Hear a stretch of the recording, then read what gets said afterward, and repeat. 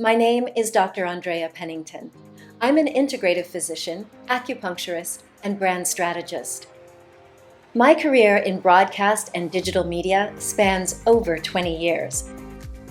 As past medical director for Discovery Health Channel, I've had multiple appearances on Oprah, Dr. Oz, and CNN, and my TED Talks have reached 2.5 million people.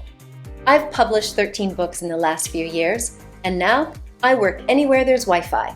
For the last several years, I've been helping other doctors, dentists, healers, and coaches from around the world to share their messages with global audiences through personal branding, publishing, online courses, and media training. And what makes this combination unique is that I am bringing my 20 years of expertise as a professional speaker and coaching other people on their TED-style talks. So I know what it takes to craft a keynote, a TED Talk, and even workshop presentations so that you communicate your message with confidence and clarity.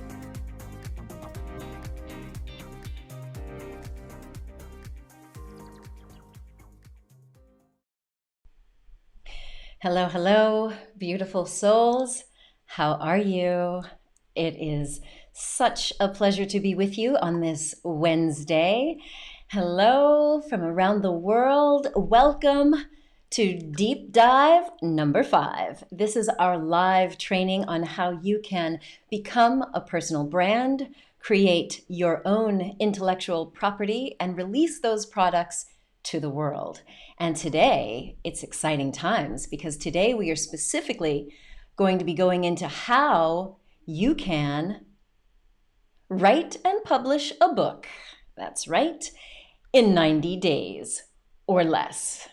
And I'm going to actually share with you the 3 keys to getting that done. And you know what? This is your time. I know that you have felt that calling, that urge, that nudging that says, I've got a message inside of me and it's time to get it out to the world. And I know it can be a little bit scary at first, especially when you're thinking, I don't know, maybe people don't really want to read what I have to say. I can guarantee you that if there is that feeling inside of you, that means there's already an audience waiting for it. And all we have to do is show you these 3 keys to getting it out. And one of the beautiful things about writing and publishing a book is that you will feel so free. Because all that energy that's in you now that feels a little chaotic and you're feeling a little, it can really feel kind of nerve-wracking. All of that energy gets to be released as you write and publish your book. And this is something that I find that is scary for people. And hello, Raj. I see some of our returning folks. I know that it's scary, but I'm going to walk you through a step-by-step process that is not only going to calm down those fears, it is going to set you free. It is going to set you free to express yourself more and more and more in ways that not only benefit the reader, but it benefits you. And that is why I'm so excited to share this with you. That is actually why I created this company, Make Your Mark Global, and our publishing arm. It's not that I grew up dreaming about becoming a publisher or, a mentor for writers, but it was my own transformational journey that led me here. So it's so good to have you all here. Go ahead and type into the chat where you are typing in from. I see we have Denmark, we've got the UK, California, up there in Paris, also here in France, in the south of France. Hi, I'm glad you're here today. So this is going to be some fun times, I hope, for everyone. The thing you need to keep in mind is tech happens. Now that we have millions of people who are not all online at the same time, we're finding that there are some challenges. If the screen gets blurry or the image gets frozen, refresh your browser. Whether you're on YouTube or Facebook or on our platform, if that happens, just refresh, all right? So wonderful to see all of you here. So I'm grateful that you're tuning in. We've got the Netherlands as well. We've got Tulsa. Awesome. So I'd love to hear from you. How many of you already have an idea for your book? Maybe you have been in practice for a while. I see that we have the lovely Ofkia, who I mentioned in yesterday's deep dive. She started out as a teacher, became a Jungian psychotherapist, and has been leading people around the world through archetypes. So you may already have professional experience that now you'd like to get into a book, or it could be that you have experienced something and you've overcome, and now you want to share that in a book so that other people will be inspired and recognize how they can overcome. I'd love to hear from you, so type into the chat what your book ideas currently are. I want you to know that one of the reasons why I am so passionate about helping people become a published author is because it literally opens the door to new portals of success. Okay, that doesn't make sense. A door and a portal, but you get what I'm saying, right? By opening this door, you step into a new life. As a published author, you also take on a new identity. So yes, you could consider yourself as a writer, as a role, but you actually step into another identity, another aspect of you. And so it's a really beautiful thing because as you are sharing, you are growing at the same time. So lovely to see that Crystal has an idea, anxiety to action. Sweet. And I can see how that ties into your business already. And Ashley Lee, hey, in California as well. Leap of consciousness. Awesome. Oh, and Alex, you have a book idea, Identity to Destiny. That is awesome. And of course, Ofkia, Talent Trail, which you know I over here at To Make Your Mark Global would love to be the one to publish that book. All right, so I have a question from Raj. How many of us have started a book or ideas for many? How many of us have bought programs to teach us to write books and then never did them? Yeah. Well, guess what, Raj? You are not alone. You know, a lot of people feel the call to write a book, and sometimes you may take a few steps and then you get shut down by fear, shut down by that inner critic. And believe me, I know exactly how that is. For me, I've shared this before. When I was still working at the Discovery Channel, I started working on a blog. And at first, this blog was just the 5 steps to live heart healthy. And when I was approached by someone who had experience in the publishing realm, she looked at my blog post and told me that it was a book. And I'm like, no, it's a blog post. What? She's like, no, that is a book. And at first I had that kind of, me write a book? Which is kind of crazy, right? Like there I was at Discovery Health Channel, helping other people get their messages out to the world. And yet I didn't think that that was possible for me. And it was that same kind of imposter syndrome. Like, well, who wants to read my stuff? Because I was comparing myself to Deepak and Wayne Dyer and Christiane Northrup and all these greats. And I get it. That competition is normal. Most of us grow up with this idea that we have to look out for who's better than us, who's stronger than us, or we've got to play it small. But as I've shared before, it was Rita telling me, Andrea, it's true. There are a lot of different authors out there, and many of you will have a similar message. But you are a unique messenger, and you have your own voice. And you have an audience that's waiting for you. Because even though there are many other books that might be on the same topic, they may not resonate with everybody out there. We need a lot of different messengers to resonate with our own audiences. And so I can tell you that if you've had these feelings, these nudges, these urges to write a book, that means, in my way of thinking, those ideas come from the divine. And that means there's already a waiting audience on this planet. They are waiting for you. So I'm here to do what Rita did for me, and that is to serve as your mentor or your little kick in the pants to get you going. Does that sound like a fair trade? I give what I received and what has really changed my life because I took it to heart. I listened to that woman and I went home and I started thinking, like, how would I translate my take on what it takes to get healthy and what it really means to get healthy?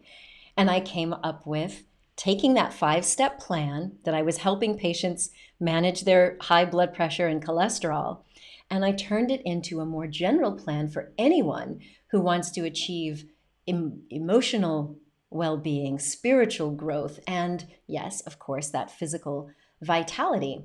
And it was through the publishing of this book, which eventually did happen, and I've shown it before, I'll show it again. The Pennington Plan, I mean, look at this image of me way back then. The Pennington Plan, 5 simple steps for achieving vibrant health, emotional well-being, and spiritual growth. And yes, the world did want to hear from me. I got this 6-figure book deal, and look who endorsed it. Wayne Dyer and Christiane Northrup. And this happened because someone believed that what I was sitting on had worth and had value. And I know that that same thing is true for you. And so that's actually key number one. I promised you that I was going to give you 3 keys to writing and publishing your book in less than 90 days. And the first key is that you have to unlock your treasure box. And I'm borrowing that terminology from the lovely Ofkia Tekens. I'll explain in a moment.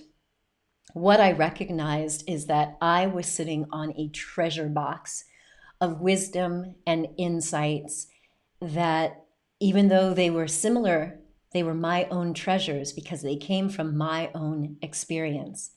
And so if you're sharing in a book your personal story, if it's about you and what you've overcome, or your professional experience, that is the treasure that is within you.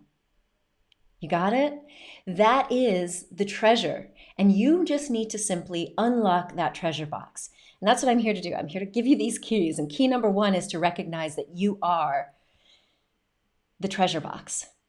And in the words of Ofkia, I have to show you. Ofkia Tekens is the Jungian psychotherapist who also, when I sat down with her and said, you need to write a book on archetypes, she was like, but there's already, Carolyn Mace and these other archetype people who've been doing it, and Carl Jung's books are still in print, But I said, there's no one who's doing it like you. And in fact, she had this whole system, this game that will help you meet your archetypes and discover your mission. And you see the dragon who's here with this key? Guess what? We always think that there's some big bad critic out there that's preventing us from living our dreams or, doing what we need to do, that's guarding the treasure. This dragon is just an aspect of you. And the dragon's waiting for you to take the key. Isn't that lovely? I love this, Ofkia. So you have the key. You just simply need to unlock your treasure box. And, for me, that first book, and I'm going to give you the step-by-step process. If you happen to be, some of you are, I know, doing a book based on your professional expertise. Well, that's what this first book was for me. The worksheets for this deep dive are on Facebook. I don't think they're on YouTube. So one of you kind souls, please copy the link and stick it in YouTube, please, for me, please. So this first book, I wasn't 100% unleashed and feeling confident to share my voice. It's got the essentials of what I believe is possible. But at that time, now mind you, this was published in 2004. I started writing it in 2003.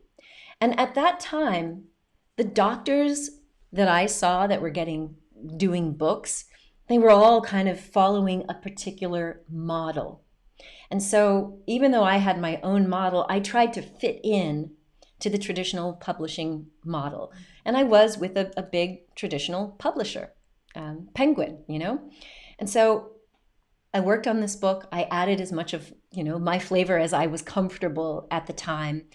And what I've done is what I suggested that you do when we did deep dive number 3 about your intellectual property.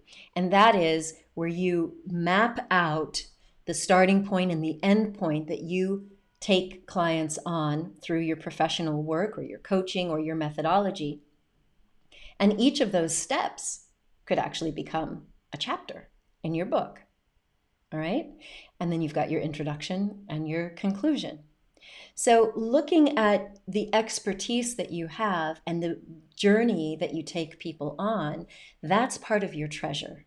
Okay? So that's what I did with this first book. And that's when I realized it got me on TV shows. It allowed me to stand out. It gave me a program to use more reliably with my patients. Instead of always having to figure out what does this person need, I realized there was a model.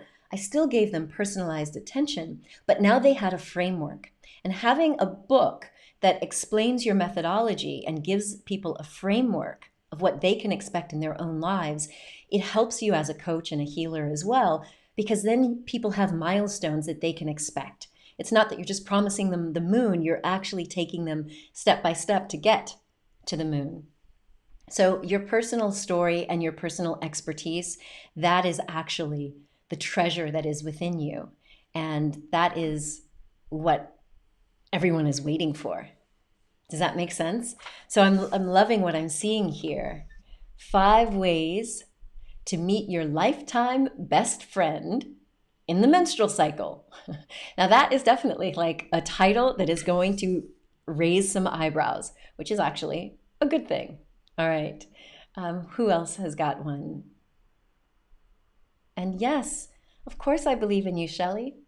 I believe in you. I know that you all wouldn't be here if there wasn't something within you that needed to get out. And, sometimes we just need a mentor like I've had the good pleasure of having.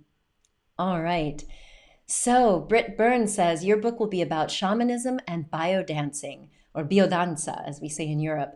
And the title will be La Certitude, certainty.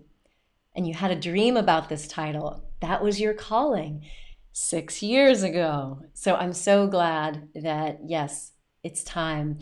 These messages, these dreams, these visions, this urge within you, I truly believe that that is coming from the divine, and it's meant to answer something here in the world that people are desperate to get their hands on. All right? And so the second key that I really want you to kind of tune into is that you will be able to use your unique voice.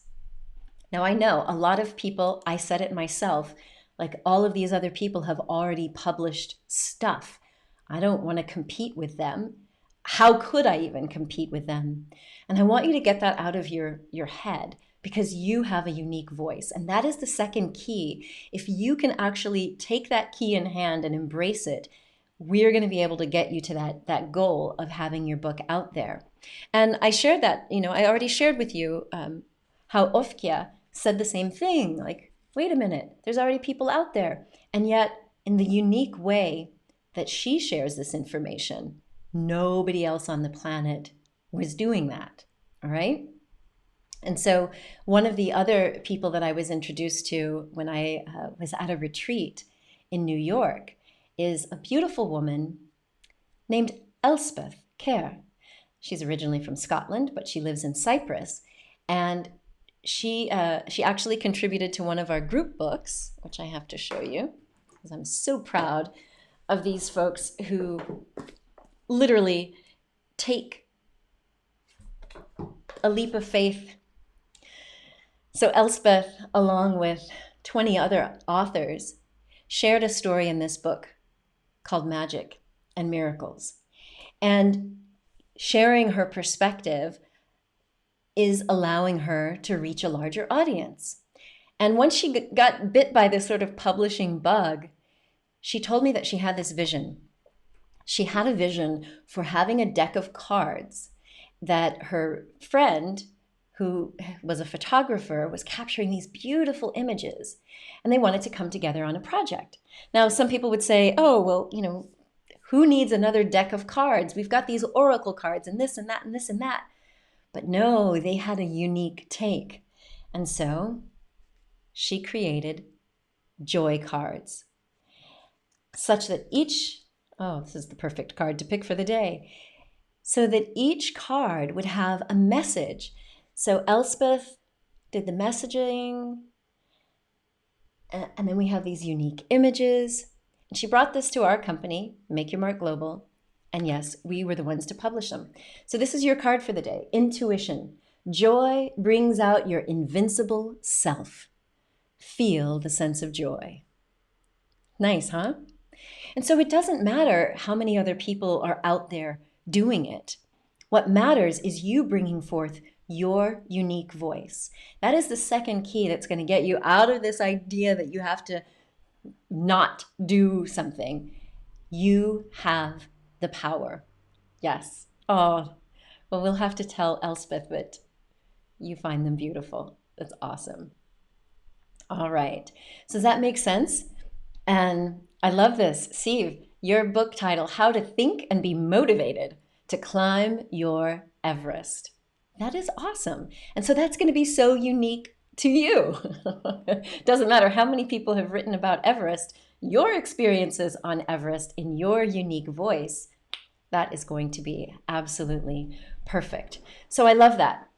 Now, the other challenge that some people have when they come on board to this idea is they feel like, I don't know, first and foremost, if we are trying to build a global brand, many people feel like, I need to do this in English.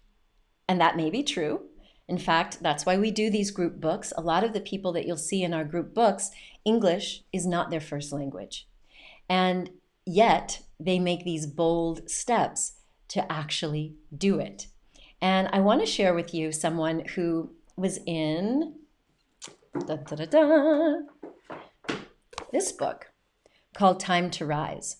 So in Time to Rise, we had 29 stories by different authors, each describing how they came through some challenge in their life. And many of them, probably half of them, more than half of them, English is not their first language, but they wanted to brand themselves and share their message with a wider audience. And so they decided to become global brands. So I want to show you something very exciting to me anyway. Let's see here if I can find this. So when I decided to publish this book, I put out a video. And in that video, I was letting people know that this new book project was available and that we were looking for new authors. And many people from around the world who were following me because of my TED Talk or on various other platforms, they'd heard about me. What I got were some people from around the world saying, well, my English isn't all that great, but I definitely want to be in this book. How can we make that a reality? And one of the beautiful people who did, I'm trying to look for the photo I have of her, and I'm struggling right now. Her name is Joana Soares. So some of you have heard me talk about her already. I am really challenged with finding I had everything lined up, I thought. So Joana Soares is this lovely woman who found me through my TED Talk and then decided she was going to take a chance and reach out to me. And when she did, she thought, I don't know, maybe people don't want to hear my story.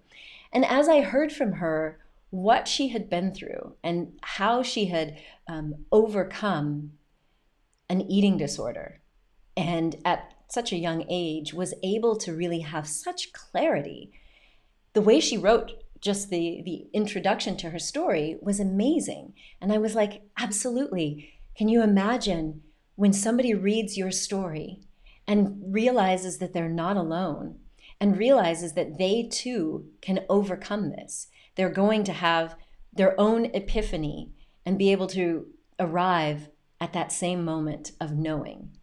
And lo and behold, she did. She's in this book, Time to Rise. And it actually opened up a whole new world for Joana. Because one, being an author with Make Your Mark Global, she came into our network of global luminaries. And in fact, she also joined me in Alicante for an event that I was speaking at called ETTG. And there she is with me and my daughter. And she didn't stop there. She's now reinventing her whole identity as she's embraced animal communication. So she's no longer just a veterinarian. She's an animal communicator. And she is sharing more of her work in a new project called Love Pair, where you may have seen when we were talking about nailing your niche, she's helping families or humans and their pets find more harmony and healing. And she's doing it in unique ways. So this opens the door to really stepping up your game. And even if English isn't your first language, it doesn't matter. You can always hire a great editor and you can bring out your message to the world. And so I'm very happy to say that Joanna is also in this book, The Top 10 Traits of Highly Resilient People. Pretty awesome, right? So I don't want you to feel limited, even if English isn't your first language. But if you know that you are really wanting to reach a larger audience, please know that that is possible. All right, exciting? Is this exciting for you? Are you starting to see like the possibilities? Like you don't have to go at this alone. And yes, it is amazing. It's awesome. And of course, Joanna, I believe in you. I believe in all of the folks in this beautiful tribe. So Miriam asks, what if you set the principle-centered, fabulous servant leader in you free? Well, that's a great question. It's a little bit long for a book title, but I'm loving it. It is a great question. What if you really set that leader part of you free? Well, that is definitely something that I have done and that this process has done for me. It was definitely not something that I expected right away. In fact, I mentioned that I used to just hide behind all the medical factoids, but I eventually broke out of that and started to embrace the fact that people wanted me, not just the knowledge. They wanted to connect with a human who could empathize with them. And when I found that out, I was like, oh, honey, I got empathy for days. I'm an empath. I feel you. I know what you're going through. And so that was such a gift for me in my life. Now, the third key to really being able to write and release that book in 90 days or less is to follow the success path. Now, you've heard the Jim Rohn quote, success leaves clues. You don't have to figure this out all on your own. There is a success path. And the method that I believe in is following the hero's journey, both from my time as a filmmaker and as a psychologist. I know that we are each on a heroic journey. As a soul, you've come into this life to live out your particular destiny, your soul path. And we are all on a hero's journey. So I'm going to share the success path that I use with my clients. And for every single book that I write, it's what I teach my authors when they come through our Stories with Soul training. I'm going to show you exactly what that success path is. And the beauty of it is you can use it whether you're doing a professional book that's outlining your methodology, and you can also use it if you're sharing your personal story in a book. And so here's what I want you to know. If you can write an email and send it, you can follow this success path to publishing your book. If you can follow a recipe, a step-by-step recipe, you can do this. So even though you may have felt like, oh, the idea of publishing a book, that's like so technical, how am I going to get it on Amazon, all of that? Because I know some of you are also maybe thinking about traditional publishing, like I did with my first book.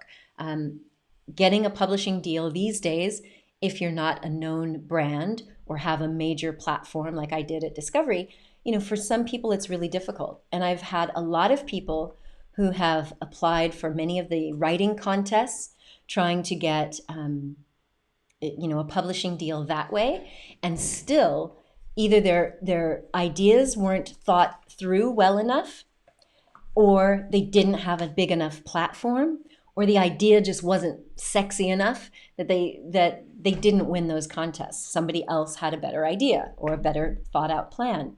And so we at Make Your Mark Global, we don't publish everyone, but we have found that with a little bit of coaching and mentoring and the right editors, we can help you get that book out to the world. And so I'm going to share a bit of this success path with you so that if you are thinking of publishing yourself, or if you're trying to get a traditional book deal, you follow these steps since day one of Deep Dive 1, then you'll be able to actually have everything in place to start growing an audience so that if you did turn in a proposal to a traditional publisher, you'd be able to get that book deal. Does that make sense? I hope so. Yeah. Wonderful. Excellent. So I love this. Kati has a potential book title already. How do you become unstoppable and experience miracles while listening to your intuition? So that's a good starting point. I like it. We've got miracles, unstoppable, intuition. Yes. So we're not going to get so much into titles and subtitles, but you've got some good keywords there that are going to help you get that book ranked high in the search engines. But first things first, I want to take you through the success path that's going to help you write your proposal, if you're going to do the proposal version, or it's going to help you write that book. So if you remember from our intellectual property deep dive, and if you haven't seen that one, make sure you register for these and you'll get an email. And in the email is the link to our website where all of these videos are hosted. So whether you're watching on Facebook or YouTube, if you go to your email and open the link to our platform, that's where you'll find the buttons to download all of our worksheets. And for most of them, I'm also sharing the exact slides. That is my gift to you. All of this content is either in my paid course, the Personal Branding Bootcamp, or in my workshops, like the one I'm sharing today from Stories with Soul, or it's from my private mentoring. So none of this stuff is out there just for free, but I'm giving it to you for free because this is a shift in humanity, what we're going through collectively during this pandemic. And I don't want you to have any more excuses for why you haven't gotten your stuff together and brought it out of you, including I'm sharing with you materials if you do need to do some of the mental reprogramming, healing that wounded inner child, and tuning into confidence. Does this sound good? Are you in for this? Yes? Are you in? Are you ready? Are you excited to learn how you can unlock this treasure box within you, find your unique voice, and then share your story or your methodology with the world, following a proven path that is going to just be magical? Yes, awesome. All right, so good. I'm glad. I'm seeing I am in. That is awesome. Really good. Yes. Okay, excellent. So I am going to get right on into it. Now, for those of you who are signed up and or on Facebook, you'll see that we've already got the link. It would be lovely if someone else would share it in the chat. I'm going to share with you some slides, and this information is also in your worksheet for the day.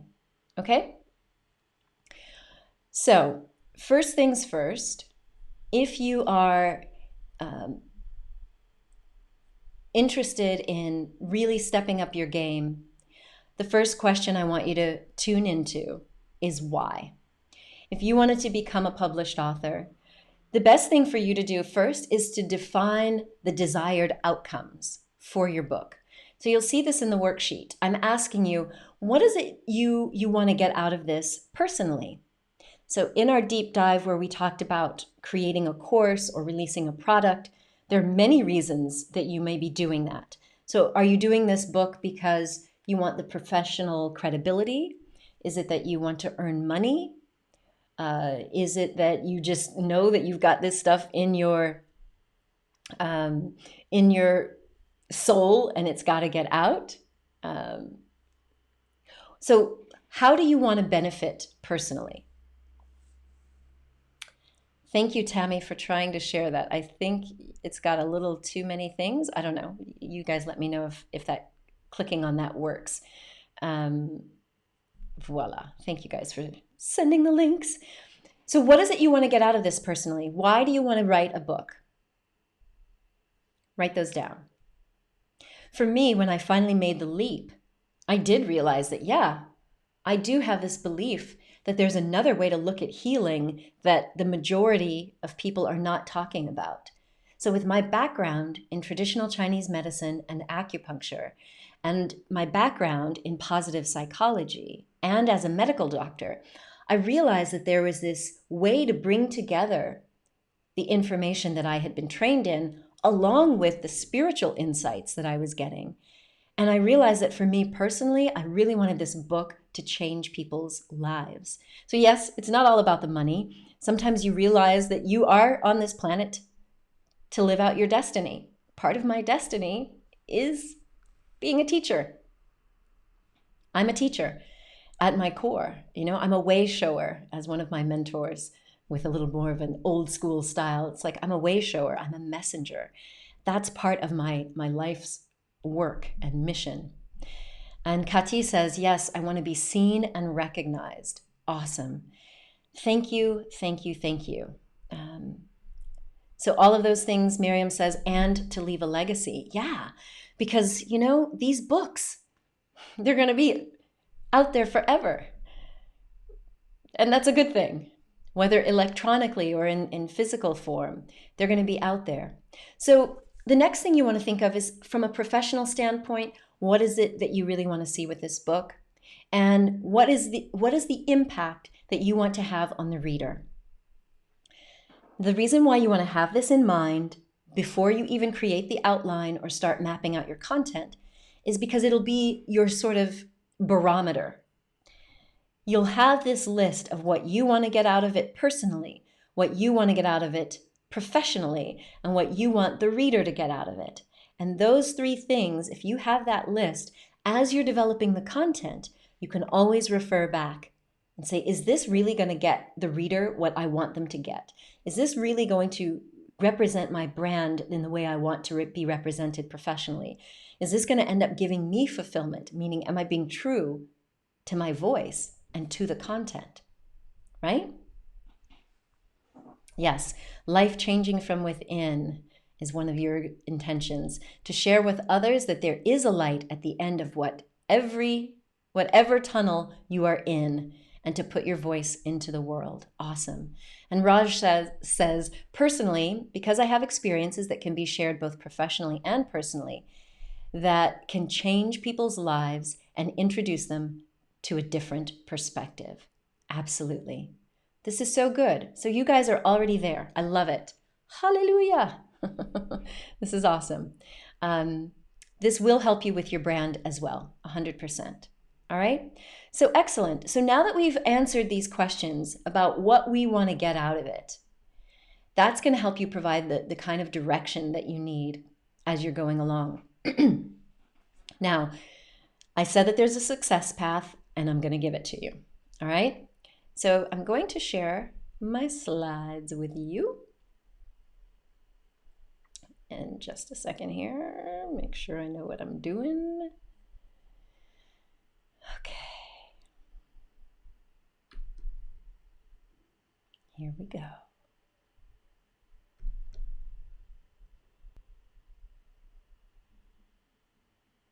All right, that is not the right window, but I will get ourselves there. So you will be creating an event timeline, not just yet. First, I need to show you the other thing you're going to do first. Dun, dun, dun, dun. Here we go.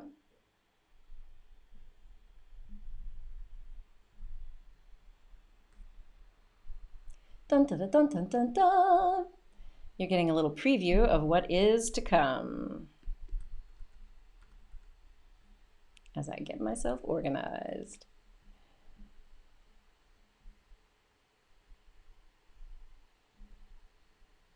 And Kati says, I would show the audiences that they can overcome each situation in their life. Yes. And that's really what all of these books that we're doing at Make Your Mark Global are designed to do. They're designed to help the reader, no matter where they are in their life. My goal with each of these books is to give a person multiple perspectives or ways to solve their problems, such that no matter which story you read, it's going to uplift you and show you the power that you have within. Alrighty then, let's see if I can get myself together here. So first things first, I don't know if you have seen the worksheet. I know you're getting there. The first thing that I'm going to ask you to do is to start to identify significant chapters in your life. I've got things talking to me here. So I want you to list the significant chapters of your life. And I'm going to give you an example of what that looks like. For example,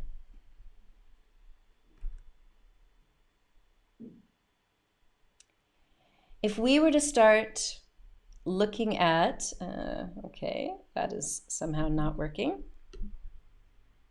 I'm not sure why. Oh my goodness gracious. What kind of day am I having? Having a tech challenge day. No worries, we can get to the bottom of this. So you're going to write down the significant areas of your life, which could be that you've, well, let me just show you. I'm going to get it there. Don't worry. One way or another, I'm going to get this on screen for you. Gotta love the tech gods. Let's see if we get this now. Voila. Nope. And now it looks dark on the screen. That does not look right. Sorry, guys. Please bear with me.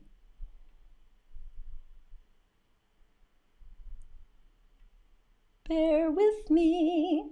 Huh, interesting. Well, I guess I might have to do this a little differently.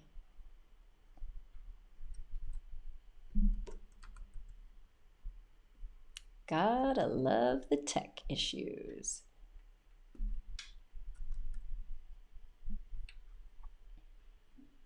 Bear with me, please, guys.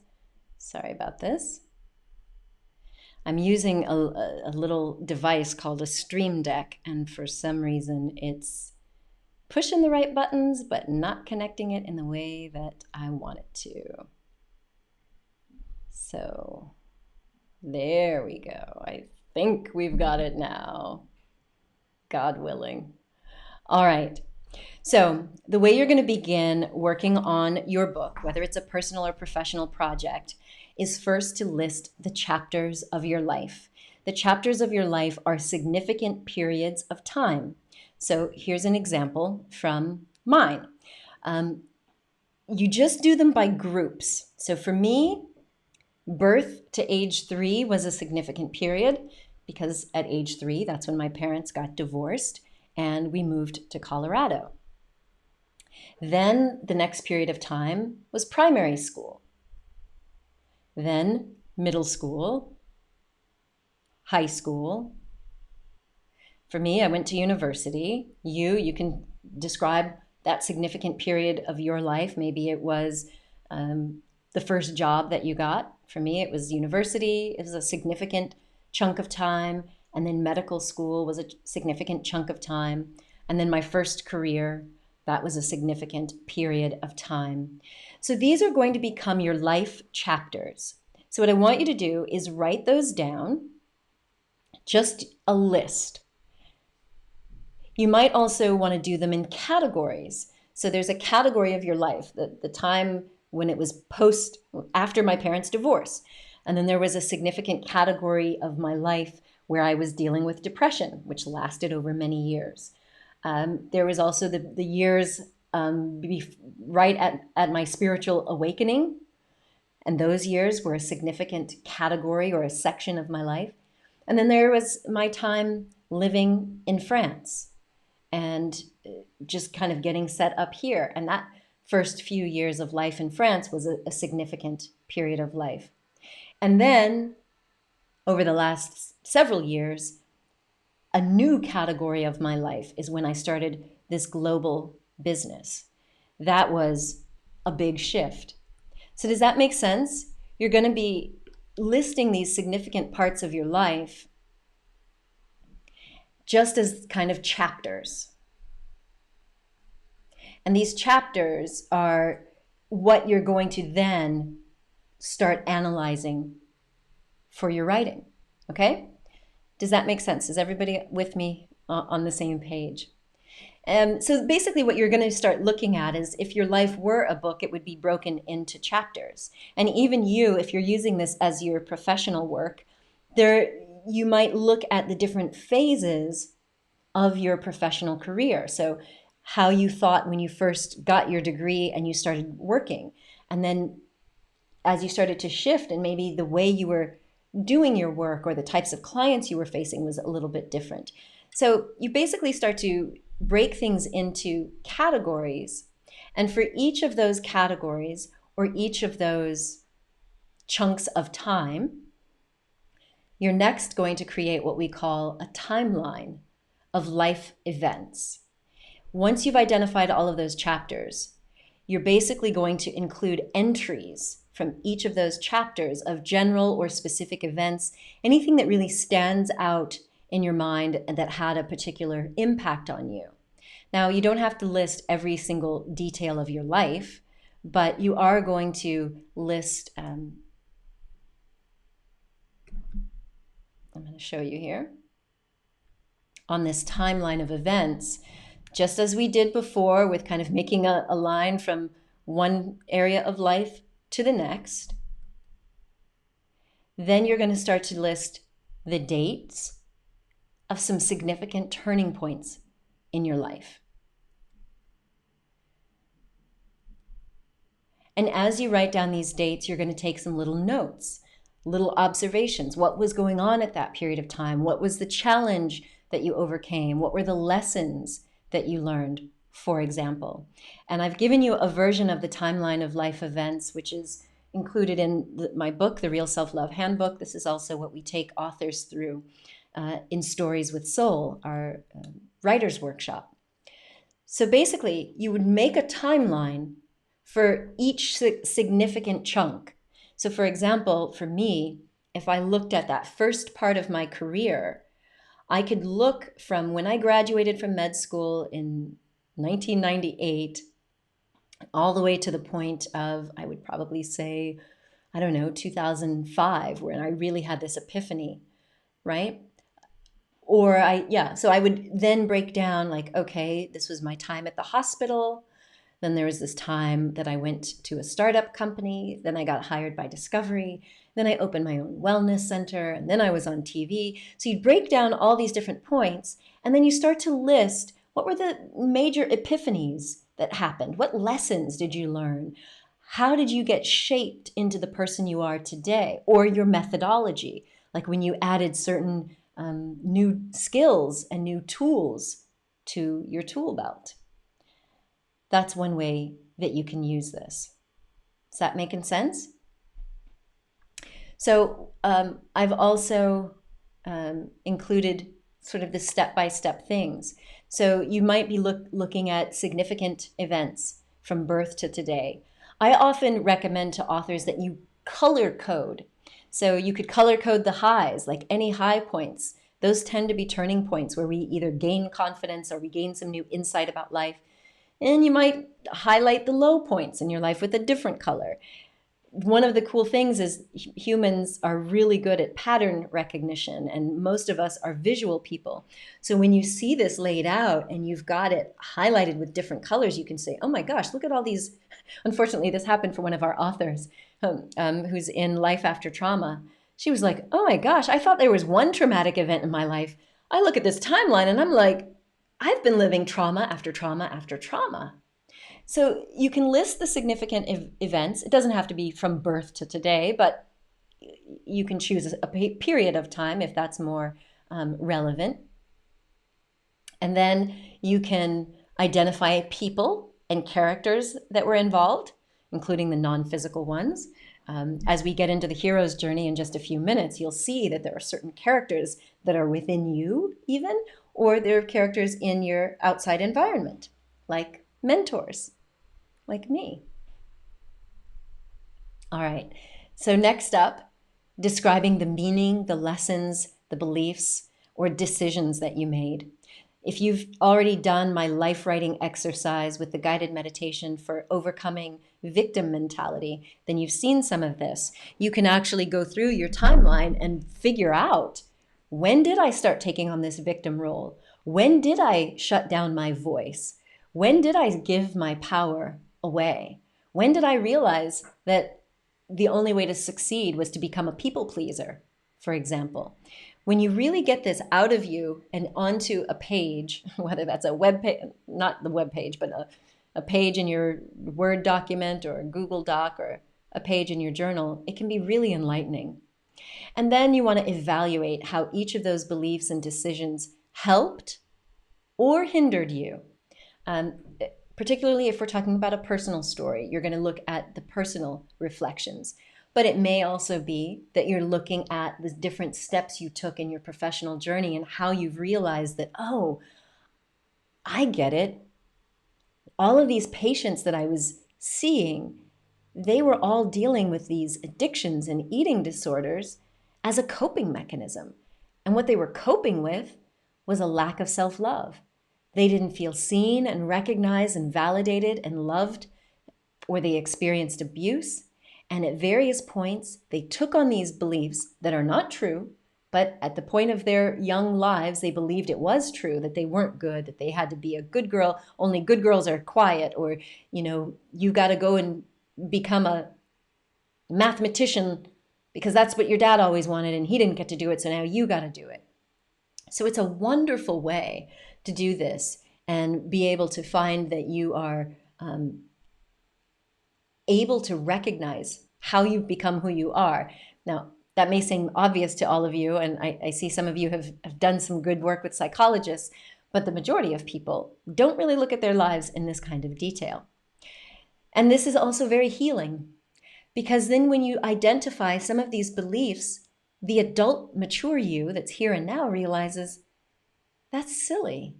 I'm still acting that way because my brother teased me? No, it's time for me to do the healing of my inner child and step up and out. And then you can do that good processing. And then you can summarize the takeaway messages. That's supposed to say reader, that you want the reader to have.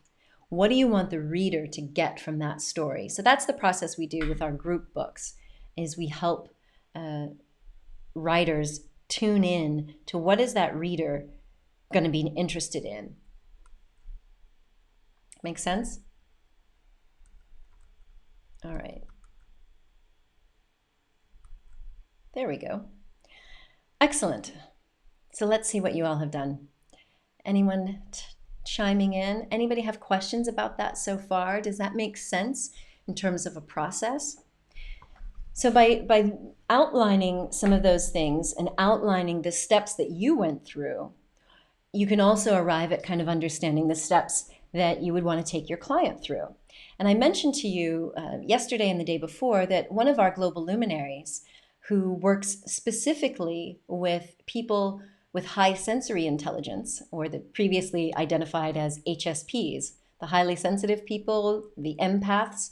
Well, Willow is the leader of the high sensory intelligence movement, and he has created a process very much based on this idea of looking at your life as a hero's journey, and then taking those lessons, and in particular, the cognitive shifts or those limiting beliefs that get shifted, so that you can use your journey to create a course. So I will share that with you all. He's leading this course on May 12th, this free workshop or webinar. So it'll help you get a sense for how you can use this. But as you can see, so Monica is asking, would you duplicate these steps for each chapter? As in each chapter of your life? Yes. You could literally go through and see, oh, let's look at, in my case, a big turning point in my life was when I got to high school. Because that was when I went from kind of being the nerd. When I was in middle school, the things that interested me, I was playing trumpet in the band, and I was in Spanish club and French club, and I wasn't the popular kid. But when I got to high school, there was a big shift. One, I found cheerleading. So dance and cheerleading and all these routines, that was very fun for me. And I found the theater. And that's when I really found my home. And I can look at the 4 years of high school as one chapter of my life and go through that timeline of events and pick out the significant milestones on that journey and the lessons and mistakes that I made. And if I were writing a story that I wanted, let's say I was writing a story meant for high school students to give them inspiration, I would take those lessons that I learned and, of course, add in my adult self to say, look, these are the things you may be going through. These are the decisions you might be tempted to make. Don't make the dumb ones I did. And there's a light at the end of the tunnel, just as an example. So yes, you could make a timeline of events for each chapter or category of your life. Now, many of you have overcome health challenges. I've seen some of the people who are watching these live deep dives have overcome cancer, have healed themselves holistically from some sort of pain syndrome. We've got people in here who've overcome things like Lyme disease, chronic fatigue, fibromyalgia, depression. And so you might look at one category of your life where you were really sick. And then you'd break down into steps all the different turning points in that journey. Maybe the parts of when you were just being diagnosed, and then all of the treatments, and then finally finding the solutions that worked for you, and then how you coped and got better. And that section of your life may be what you're using to write this book. So yes, this is making sense to you all? Awesome. Excellent. All right, so let's see. I'm just checking here in with my notes to make sure I've gotten everything down. All right, so that's what you're going to do first. You ask yourself what you want to get out of it, what you want the reader to get out of it, and what you want to benefit, how you want to benefit professionally. You use that as your guide. Then you divide your life into chapters, and based on your intentions for your book or the chapter in someone else's book that you're writing, then you can create a timeline for each of those chapters, going through the significant ones, right? Excellent. Excellent.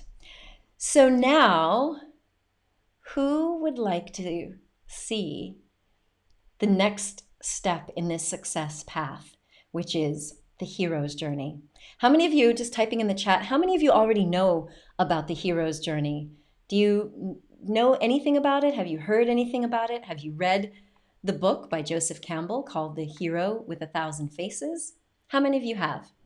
I'd love to see how many of you are tuned into this. So for me, I first started exploring this concept back in university.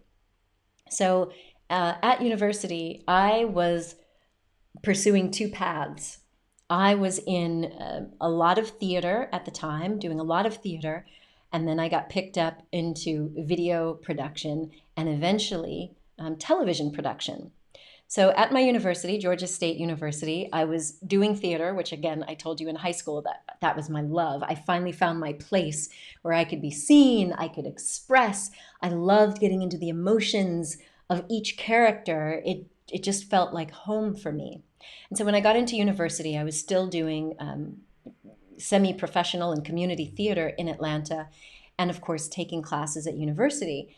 And it was there that we started to study different screenplays and scripts and all of these different aspects of how to tell good stories.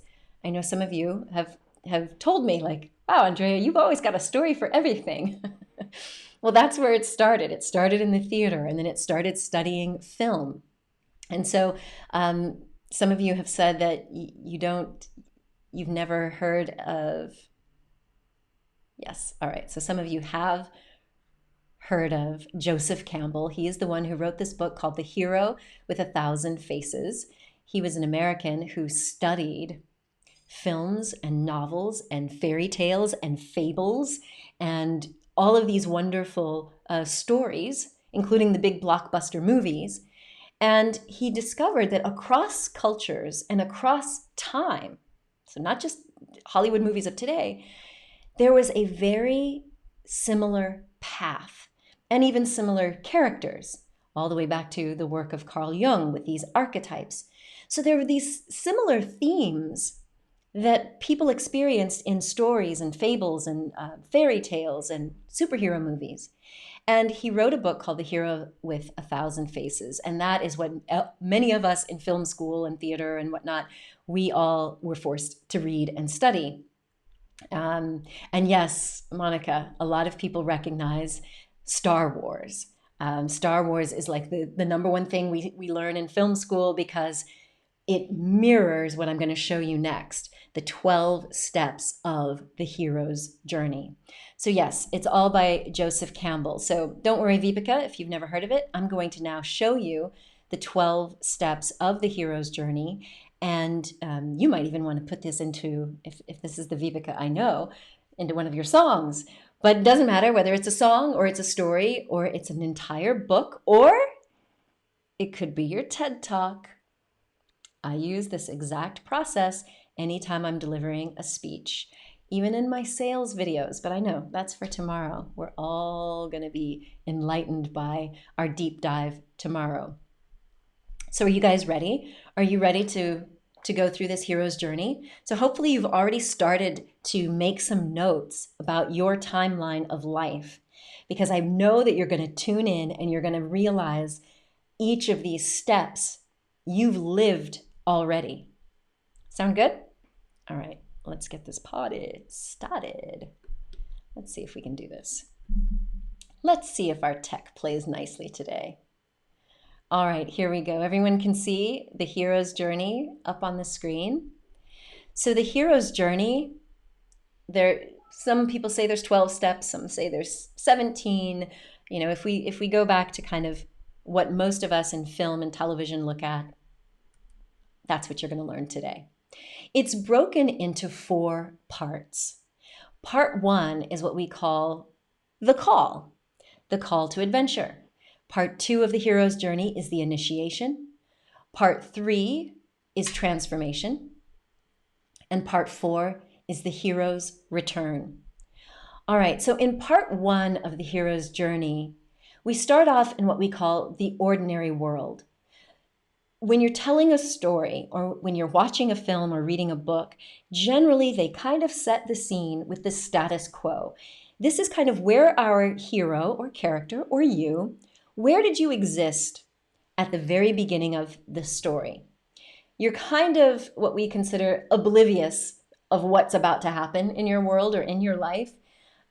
It's considered depending on the type of story, and we're not going to talk about like some weird alien invasion movie, okay? I'm talking about real life, just to give us a context. Because sometimes you do see in a movie, instead of it being the ordinary world, it's like a big explosion or landing of an asteroid.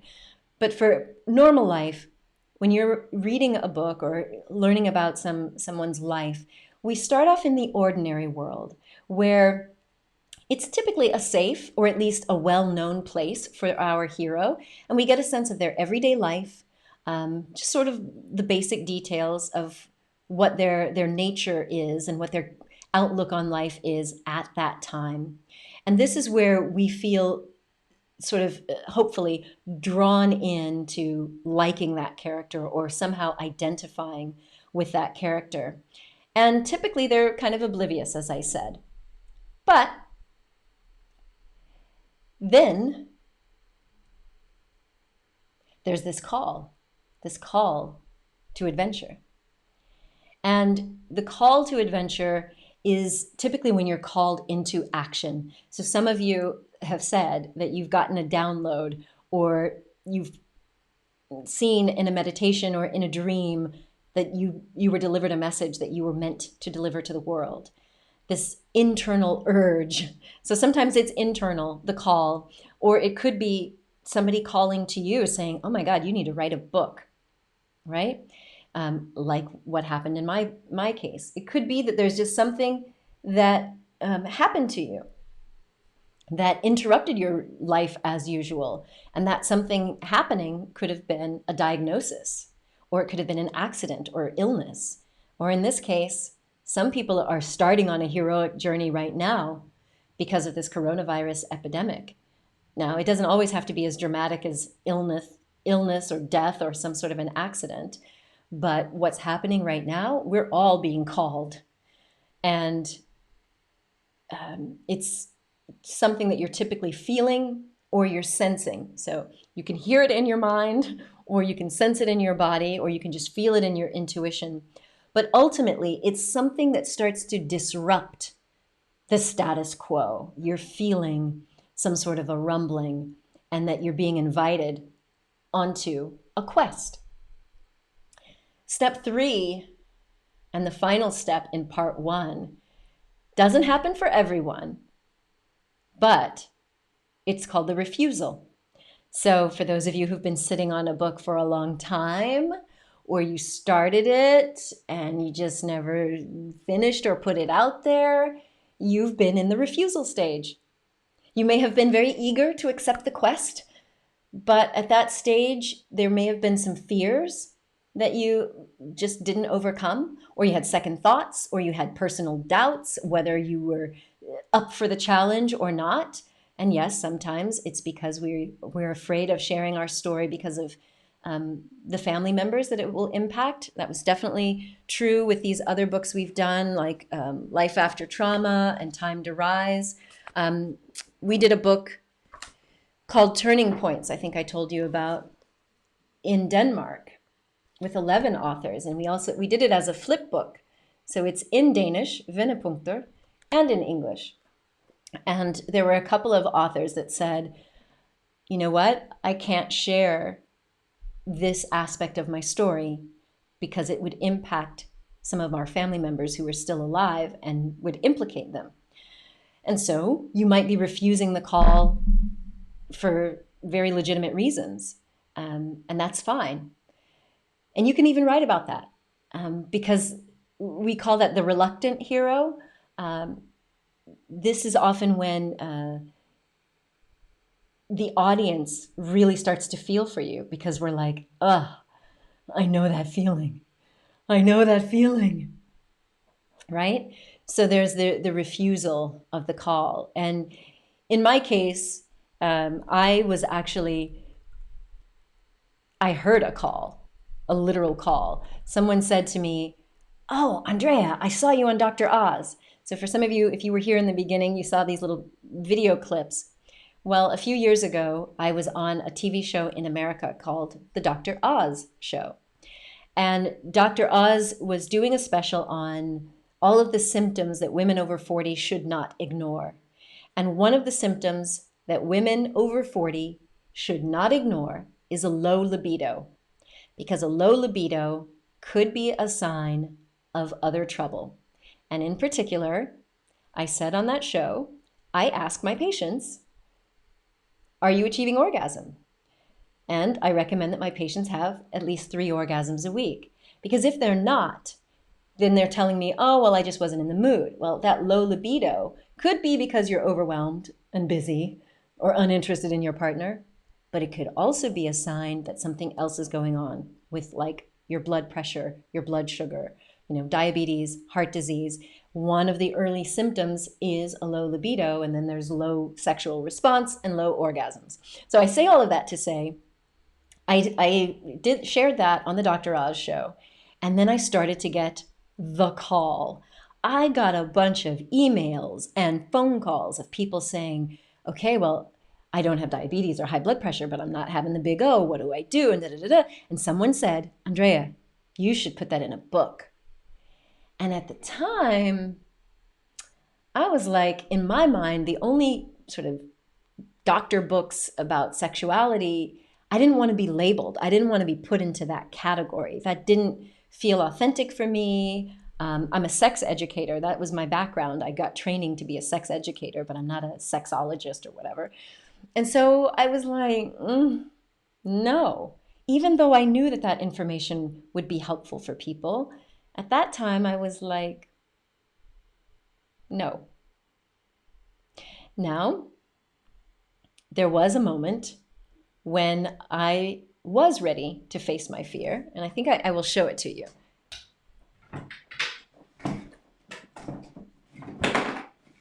Yes, I realize I should have had this here and ready.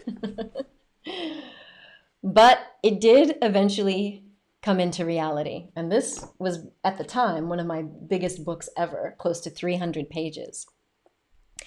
And the reason why is I moved into stage 2 of this hero's journey. Stage 2 of the hero's journey, I told you, is initiation.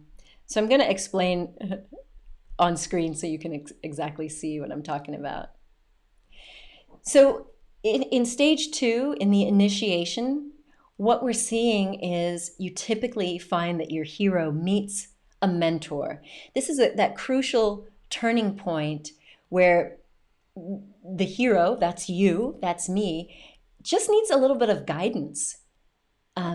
Sometimes we need to gain that magic wand or that magic power. Sometimes it's just a little bit of information. Sometimes it's support.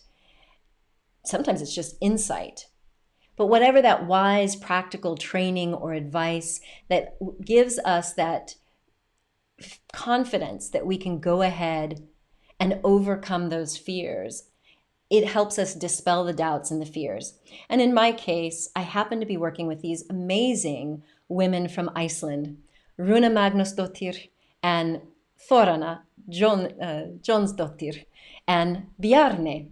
And so these 3 women and I were working on a project around anti-aging. And I won't tell you the whole long story of it, but there came a moment in this brainstorming session where the conversation turned to sensuality. I guess we were bored. And it was funny because we started talking about all these different ideas, and one of them had a business idea. And I thought, oh, that's awesome. I had a book idea, The Orgasm Prescription for Women. And they were like, you should do that. And so at that moment, I felt like in the context of what we were describing, this overarching concept around vitality, it wasn't just about sex. I didn't want to be labeled as some sex doctor. That was allowing me to overcome my fear and step into stage 5, which is the crossing of the threshold. And that is where typically the hero is committed to making some sort of a change. They're finally ready to answer that call to adventure and begin this quest, whether that's a physical quest, to get healthy or fit, or it's a spiritual quest where you're really doing your awakening, or it could be that you went on an emotional quest, right? Sometimes we have to be nudged or we may be pushed, but eventually we cross the threshold between the world that we were once familiar with and into this whole new world. For some people, it's just like leaving home for the first time. That might have been the crossing of the threshold, or doing something that you had always been afraid to do. But however that threshold presents itself, it is this action that really signifies your commitment to the journey, whatever that has in store. So are you seeing how this may apply in parts of your life? Can you see how there may have been things that were holding you back, and then you finally met a mentor, you had some sort of epiphany? Does that make sense? And so the last part of the last step of part 2, the initiation, is the tests, the allies, the enemies, and the trials. And this is where we have these sort of new challenges. We're out of our comfort zone. The hero is basically confronted with a series of challenges that kind of tests them in a variety of ways. They get new obstacles thrown into their path. These could be physical obstacles. They could be other types of hurdles that you have to overcome.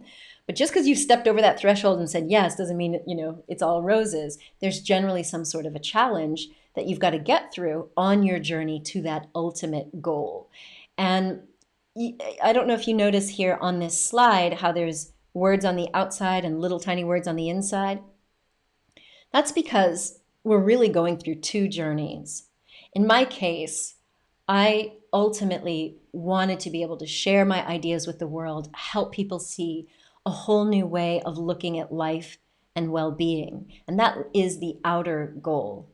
But on the inside, I didn't know it at the time, but I was on my own personal quest to reconnect with my own true voice and my own belief that I had the right to be seen and heard just for who I am, not just for the little factoids that I knew. Got it? And so this is a period of time where you're kind of being tested, you're meeting the allies. This is where, you know, your skills or your powers are being put to the test. And that's okay, because that's just part of it. And then we move into part 3, which is about your transformation.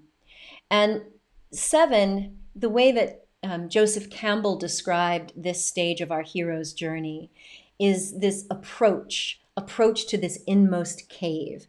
And the cave is kind of like you're hunkering down and you're getting ready for that big battle.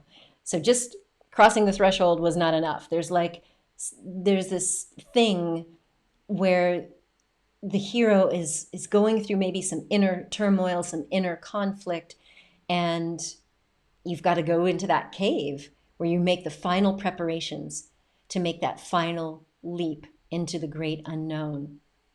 And for me, when I found myself here in France, I was starting to get known around the French Riviera. That lovely person I told you about, Runa from Iceland, invited me to speak at an event in Iceland about personal branding. And it was like, oh, okay, I'm sharing my unique take on how to build a brand. And suddenly that led to new connections. So this was that meeting of friends and allies. I was testing out this new experience of like living my truth, still relying on my expertise as a conscious communication specialist, but I was starting to add in a little more of my personal flavor. And then I think it was 2017, I was invited to speak as the headliner. I think I showed you guys the picture. I was invited to headline with Gary Vaynerchuk at Expert Empires. And Gary V, you know, one of these big social media experts and media in general. And I was the only female on the docket, and I was the only person of color in the headliner. So it was like, whoa, this is big. And as I was there sharing my stuff and sharing this same journey experience and some of what you'll learn tomorrow if you come to the deep dive about crafting sales offers, you can use the right language that you gathered in deep dives 1 and 2 when you're giving a presentation.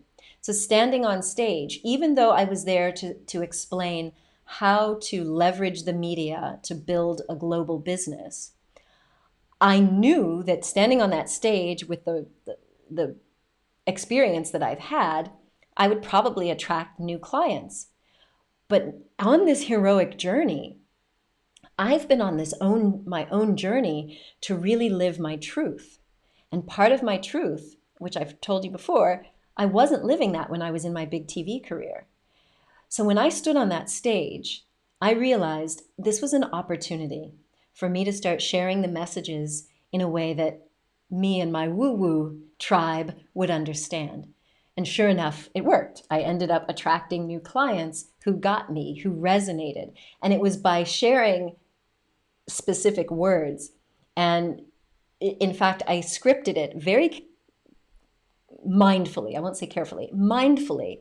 And I remember somebody asking me after, tell me if anyone here happens to know the word clairsentient. Has anyone ever heard the word clairsentient? Well, I was explaining in this event that with my patients in my medical practice, I was able to pick up on what was going on in their body and their energy system. Part of that is because I was trained in Chinese medicine and acupuncture. But another part of it is because I'm clairsentient. I can pick up on energies and vibes and feelings, right? So I said that, and somebody came up to me after and they said, maybe you shouldn't have used the word clairsentient. Do you really think anybody knows what that means? And I was like, I used it very specifically because the people in the audience who are empaths or clairsentient, they're going to know I'm one of them. because I'm at a point in my career where I only want to work with the people that really get me and are not just trying to be a star based on an ego trip. I want the people who are really ready to step into their essence. Does that make sense? So anyway, I just thought I'd share that with you. Yes, you believe what you feel more than what you're being told. Awesome. So what it led me to do was to finally feel like I could be out, like out of the box as the real me. And that's when I decided, okay, I want to take this to the next level. I was feeling like I really want the world to know who I am now and what I believe the world needs to know about now. And as I've shared before, I felt like the best thing for me to do is to do another TED Talk. And so in 2018, I was in the United States with my daughter, and I was in this stage here, number 7. I was in the cave. And I was like, all right, I'm ready to step it up. And this is what happens in this hero's journey. Just because you've gone through a few things that were successful and maybe a couple things that knocked you back, you know that there's this bigger thing that you're going for, that full healing or that building that business or whatever it is. And in my case, what I had been shown was this little taste of what life could be like living as my authentic self and sharing my truth and being accepted for me on these stages and everywhere I went. And so in 2018, I said, all right, it's time for another TED Talk. I want to step it up, but be fully out as me. And that's what I did. And this was sort of escalating the tension, and that's typically what we see in stage 7.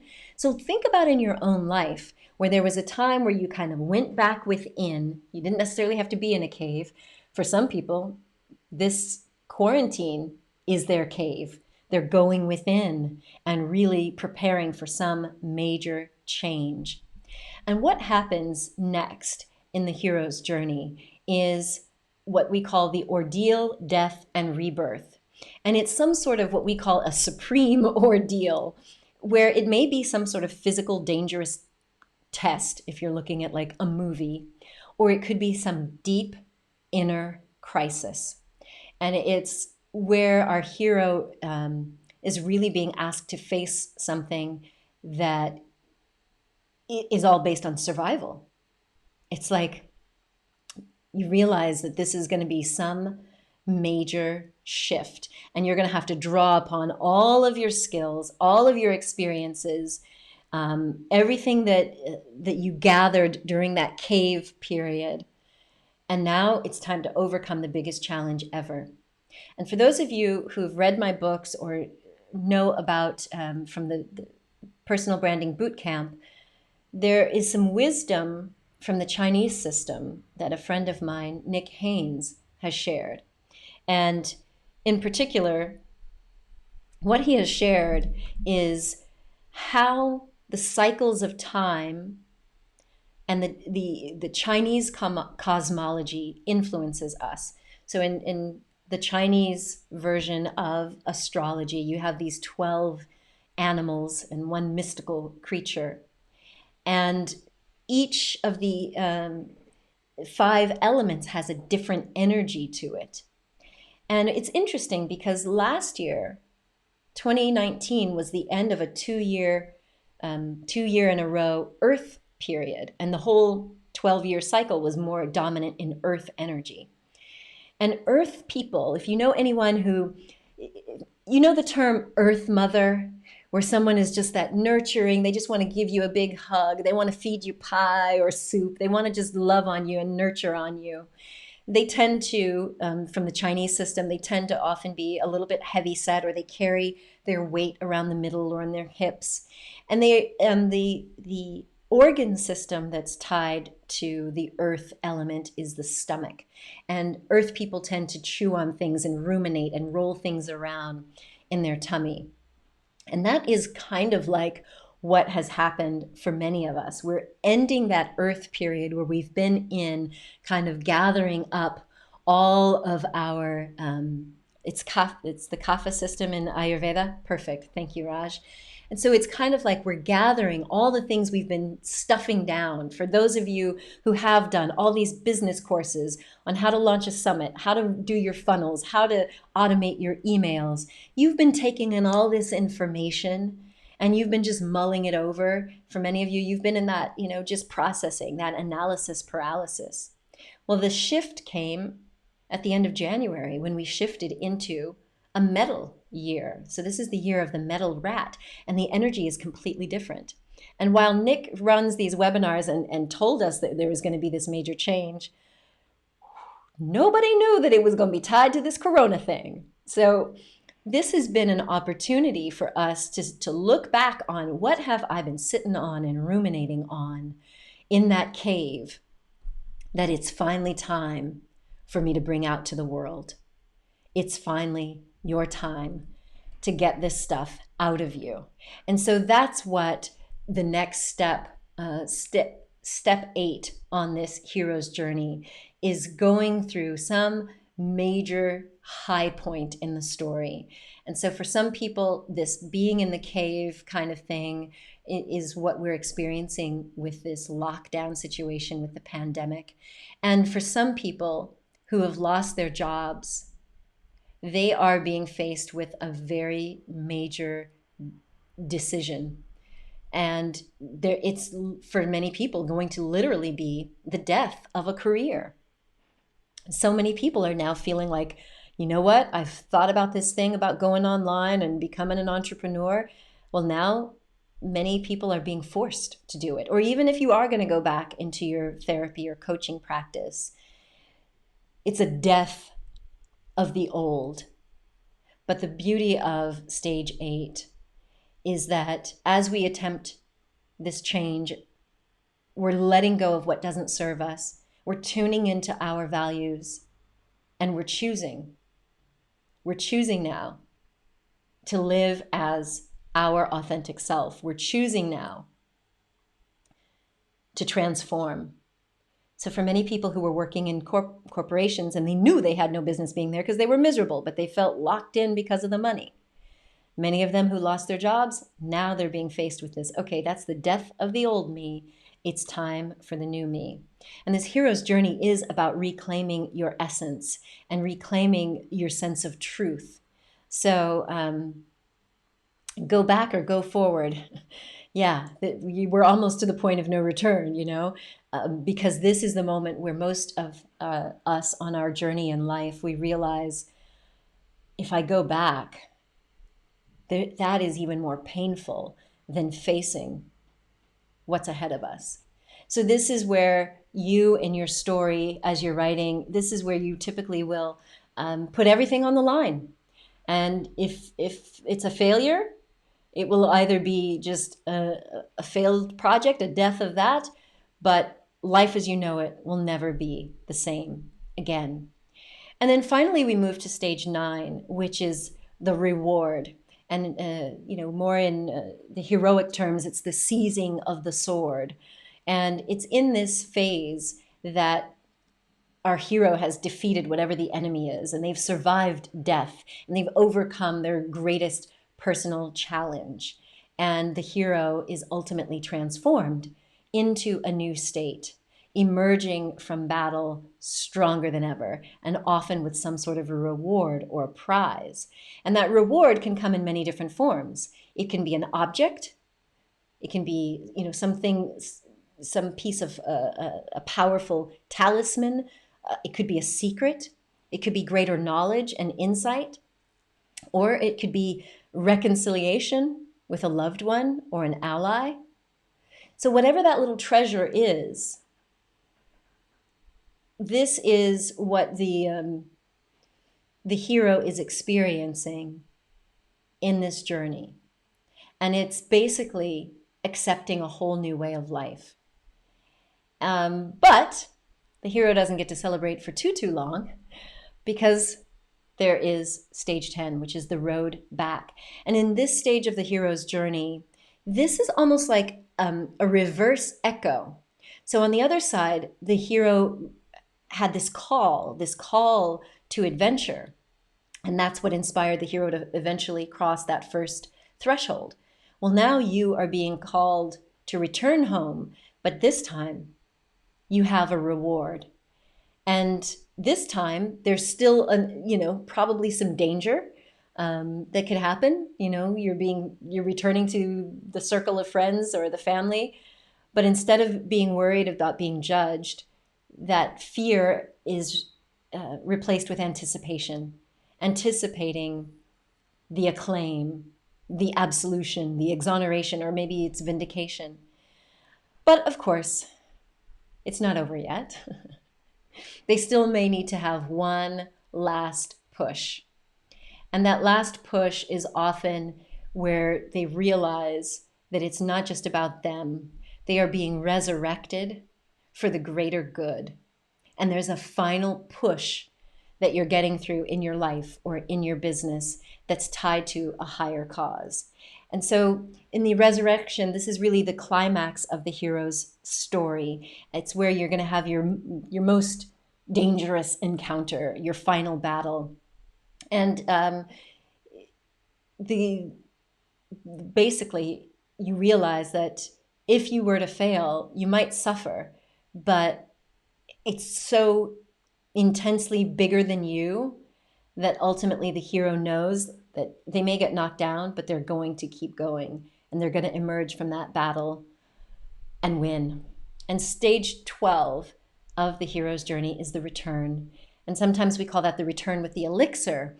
It's that return to that ordinary world, but you are a transformed person. You will have grown, you will have learned things, you will have faced all these terrible dangers, both outside and inside.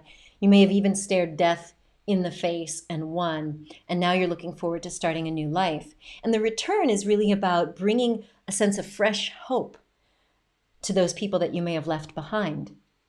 Because I know that some of us end up leaving people behind when we step out onto a hero's journey, when we want to level up in life. But as we're returning home, we have this solution, we have this elixir that we believe is going to be the solution to other people's problems. So it may even be just a new perspective, but that final reward that you obtain can be literal, it can be metaphoric. It is typically a cause for celebration, but it also may be very personal. It's a self-realization, and it's an end to that old strife. So this is that final stage, and the return home. It's beautiful. So does that make sense to everyone? Do you get a sense for the beauty of that heroic journey? All of those different stages, you can probably see when you break down your life into these chapters and then do your timeline of events, you'll find that these things are actually a part of the life journey. And actually, we have many hero's journeys. As I said, you might find that there was a hero's journey when you went to get your professional degree, and the first meeting of your beloved before you got married, and then through the first years of your relationship were a particular journey. So you end up having multiples on this road. So does this make sense? So I'm going to tune in now. For those of you who are just tuning in for the first time, welcome. I am Dr. Andrea Pennington, and I am your host for these 6 days of deep dive business training. Welcome, welcome.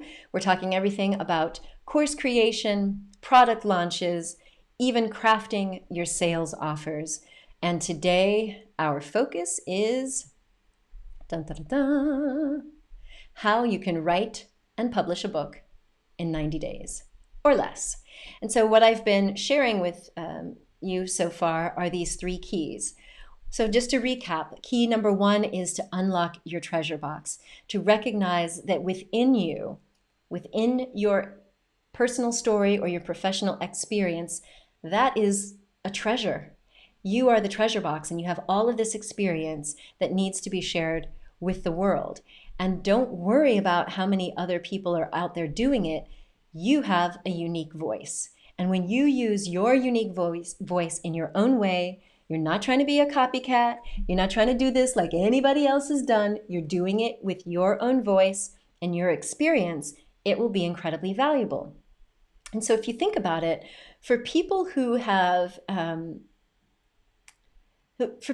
struggled in their relationships, do you think that they just buy one relationship book and they're done? I'm done. Solved all my problems. I'm done. Do you think when it comes to pain, they find one YouTube channel with someone giving them great insights and they never look at anything else? No. So don't worry that there are a lot of other people doing it. You have a unique voice. And even if there are two of you doing something similar with a similar voice, people love consuming information, especially if it's helpful.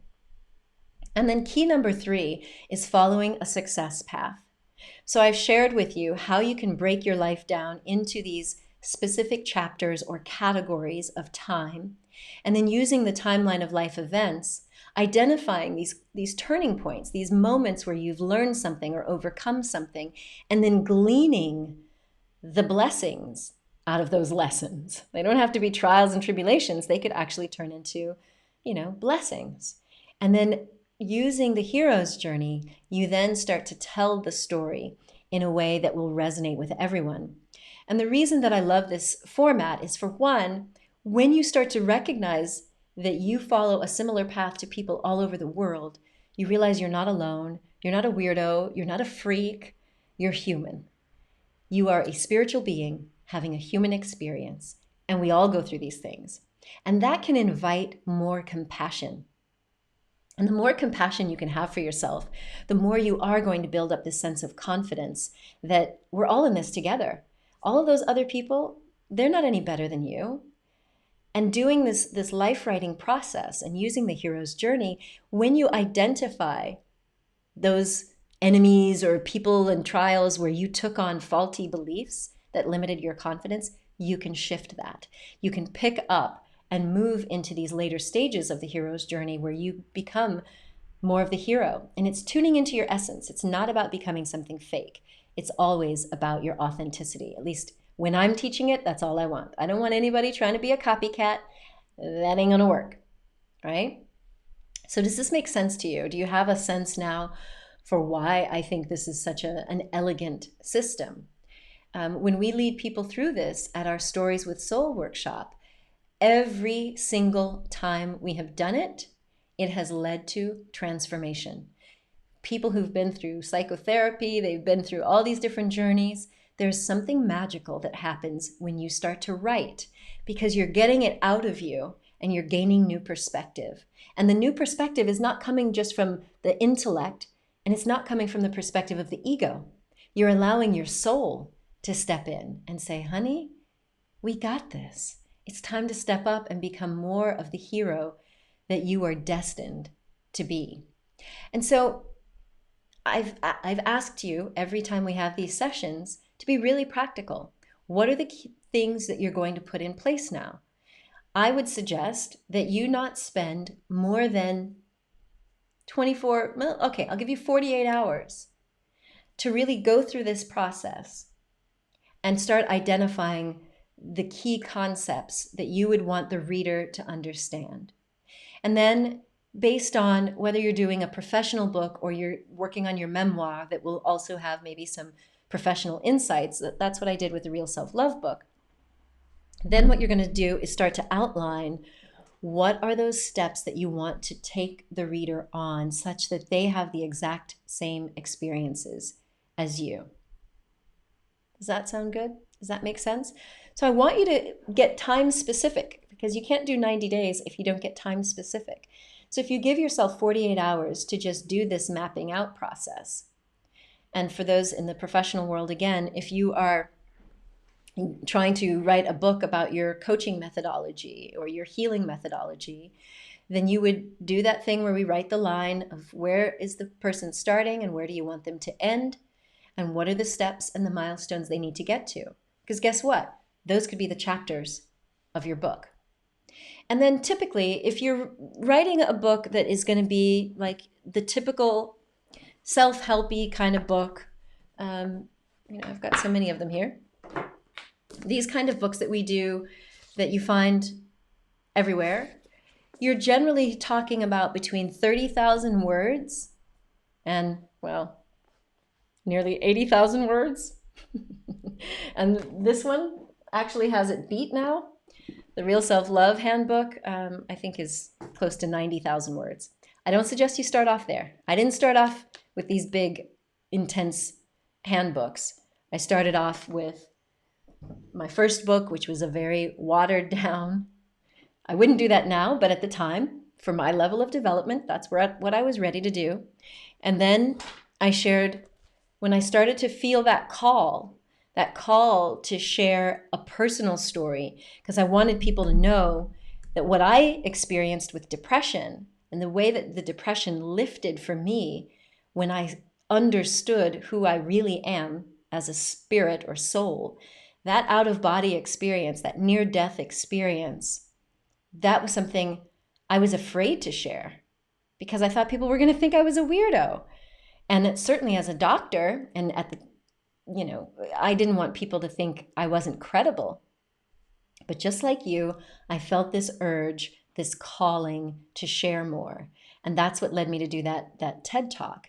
And right about the time that I did that first TEDx in Monaco, Become Who You Are, which was the first time I shared publicly that I'd experienced this depression and anxiety and out-of-body experience, I got another call, from the creators of this book, Sarah Prout and Sean Patrick Simpson. And they said they were putting together this book and they were looking for multiple authors to share a story. And I thought, well, that writing a book is another great way to establish your brand. So even though my first book was, about health and my approach to wellness, it wasn't the full story, because working at Discovery Channel at the time, I really felt like I needed to kind of stay in this lane. I was not nearly as woo-woo as I am now, or as dialed in. And I definitely wasn't in full acceptance of all of me. But through the course of my life, I was feeling more safe being the real me. And I wanted to do that test, as you saw in the hero's journey. I was like, I want to challenge myself. And so I shared it in that book, and I got connected to a group of authors that were just amazing. And so being in this community of other people sharing, it set me free.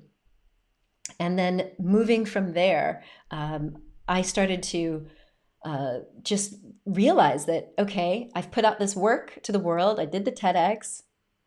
My colleagues at the university didn't think I was a weirdo because I was teaching applied positive psychology at the International University of Monaco. And I was teaching television industry and brand management. So I was afraid that this world in Monte Carlo that I was now a part of, what were they going to think if they found out I had depression and anxiety and had this out-of-body experience? But I knew that I needed to live my truth. And one of the things that Joseph Campbell said is that there comes this moment where we feel like we're schizophrenic. It's like you're living this one life as the ego. And yes, we wear many, many different masks. We're living this life as this construct. I mean, the ego is just a construct. We construct it through our life experiences, putting on different masks, playing different roles, downplaying certain parts of ourselves so that we can fit in, we can be accepted, we can survive. But the soul, or your essence, is always in there. And that's when we start feeling this, what Joseph Campbell said, this kind of split, this schizophrenia, like I'm two people at once, or sometimes many people. And ultimately, what you're here on this planet to do is to live as your authentic self. And so the soul is not going to give up on you. It's going to keep nudging you and keep giving you signs from the universe. And in my case, that's what was happening. Every time I would step up a little bit, I would get a new sign, like it's time to grow again. I felt like, I'm shedding my skin and now I've got to step up again. But every time I did it, I was rewarded. And the beauty of it is that then you step into a new community. For me, leaving the United States and moving to France and following my heart, that was what many people thought I was crazy. And that's when I found out who my true friends were. That crossing the threshold, that was another version of the hero's journey, crossing the threshold to move to France. There were people that were like, girl, you crazy. You leaving this big media career to go to a place where you know nobody, you ain't have a job. I couldn't practice medicine here, not that I wanted to. that was a major push for me. And I got a lot of flack. And so there's something that happens when you go through this heroic journey. You might feel a bit isolated and alone, but eventually you get to a level where you meet new people on your path. Sometimes they become a new family for you. And for me, that's what happened. I was welcomed into a new community. I started to feel more safe sharing my voice and sharing who I really am. And that is why I have been able to grow at the rate that I have and reinvent myself every time. You know, I'm just like taking off those masks and those old layers of programming and doing the healing work at the same time, so that each time I'm stepping up more and more bold. And so, you know, back in 2014 or 2015, when a friend of mine said, look, I need to publish this book, she had hired a publisher, but found out through the publishing process and the editing that they were completely out of alignment with their values. And she said, she's very into energy. She said, I don't want their energy in this book at all. I don't want them listed as the publisher. I don't want it, even though she'd paid them a lot of money. She said, can you help me? I've seen that you published the orgasm prescription. It shot to #1. Like, she's like, just help me. And that was really what led me to launch the publishing side of my business. And that ability to help someone else and facilitate that growth, it was so rewarding, and it was not something I intended to do. And then again, I got off stage in Denmark, and several of the authors in this book were like, hey, I want to write a book. Can you help me? And so what I've just taught you, I mean, it's a 2-day workshop, the Stories with Soul. They flew me into Denmark to work with these authors and share this. And then to see these people be able to share their work in Danish and in English and get out to a wider audience has been like, oh, it is so fulfilling. And at each step of this journey, they're realizing that they can do it. You're stronger than you think you are. Does that make sense? All right, so I'm going to tune in now to some of your questions. So let's see. What questions do you have for me? Please go and into the chat and let me know. So I'm seeing some love, some hearts, some yeses. Yes. I'm glad that this is resonating. Yes, yes, and yes. Yes, letting toxic people down is a must. Yes, get rid of that toxic energy. Absolutely. All right, so I'm so glad that this is resonating with you. So now that you see how you can go through this process, and thank you, Aliani, for summarizing our 3 keys. Unlock your treasure box, use your own voice, and follow the success path. And Raj is asking, how did you push through the fear of losing professional credibility in our own judgmental and narrow field? Raj is also a doctor. Well, Raj, this may not apply to you, but I can just tell you a little bit in my case. Typically in the hero's journey, you're in the calling stage, or I think you might be in the refusal of the call, right? You've met a few mentors. Now you've just met another mentor who's going to try to take you over that threshold. For me, I was in so much pain that I knew that I had to make a shift. And what I mean by that is waking up with anxiety, with my mind racing, with a feeling of dread, like, oh my God, I can't believe I have to go back and put on that fake mask and that happy mask and like rally. That was getting so heavy for me, that depression and anxiety was so heavy that I did get to a point where I didn't want my life anymore. And so for me, the professional judgment or death, and according to my spiritual tradition, suicide is not an option. So it was like I hit rock bottom. The only way to go was up. And I knew that offending my profession, that was a risk I was willing to take. But the difference is this. I was also meeting other physicians along the way, other doctors who had a holistic and spiritual approach. I mean, I'll tell you, before I had my out-of-body experience, I got to spend some time with Deepak Chopra. Went to his place when he was had his place in Carlsbad, did this mentoring retreat, and heard from him parts of his journey. And that's when I realized I'm not alone. And I don't have to try to please those people in their ivory tower. And as you can see, the medical establishment in America is being shifted. That old paradigm will not last. But in my case, the pain of continuing was greater than the fear of the judgment. But I can tell you, and I can promise you this, that as soon as you step over, you realize, oh my God, there's all these people waiting for me. You know, we start to realize that there are millions of people who think like us. And all of that judgment was just made up in our own mind. Does that make sense? So that is how I got through it. So I'm going to see what other questions I have. And Miriam, you love the expression reinventing yourself? Yeah. So me too. I have a wonderful client who's bringing this whole concept into the Spanish speaking world. Reinventarse. It's awesome. And we are being called to do that. That's part of the hero's journey, is to reclaim your true essence and reinvent yourself, because the ego is a construct that we build based on reaction, like, oh, I'm being teased, I'm being bullied, or my parents were this way, or my religion was that way. It's a reactionary thing. What the soul is calling us to do is to consciously choose, proactively, to become who we really are. And that is a reinvention. It's a reinvention of who am I going to show up as, the fake me or the real me? And I think that it is absolutely what we're called to do.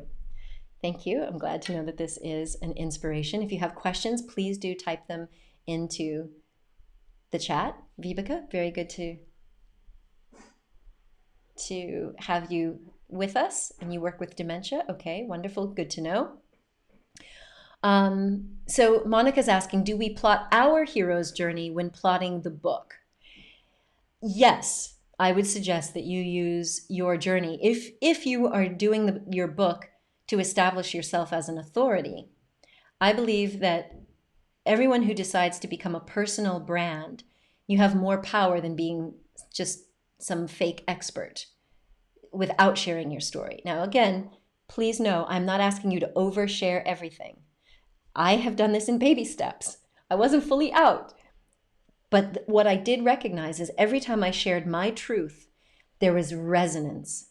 That's why even if you're watching like one of these kiddie movies, you're sitting there watching a movie and you get teary-eyed or you're feeling like rooting for the hero.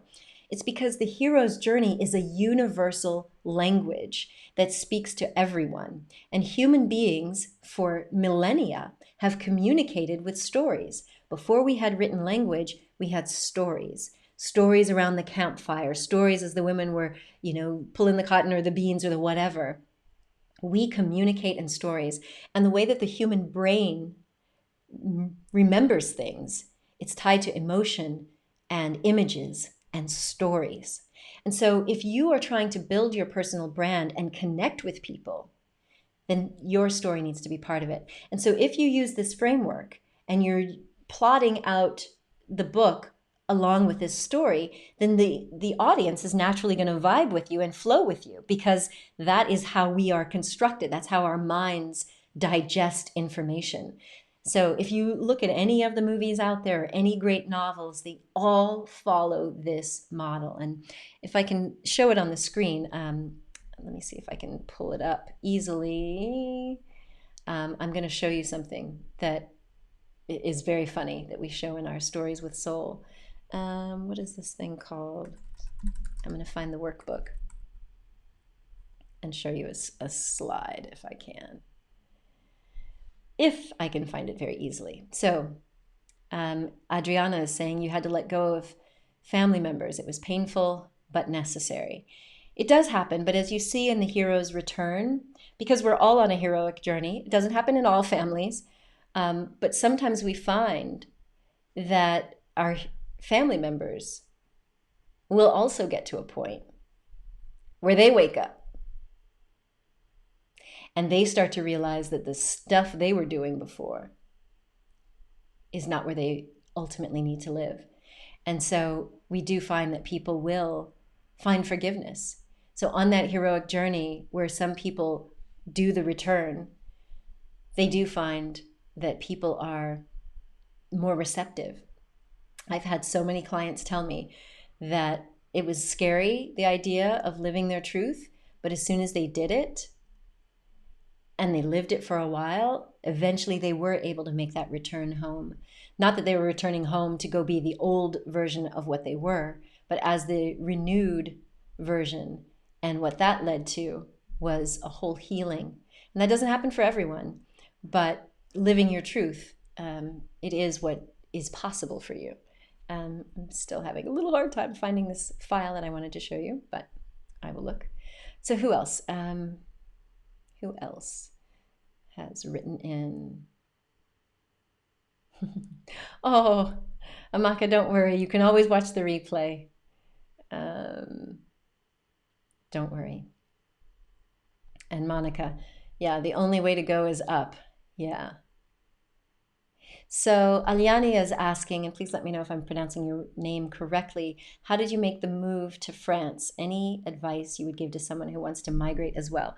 Okay, well, I will answer that, but I invite anyone who wants to know about this book process, please chime in as well. How I made the move to France? Well, in 2005, if you saw the TED Talk, yeah, I had a vision of me living in France.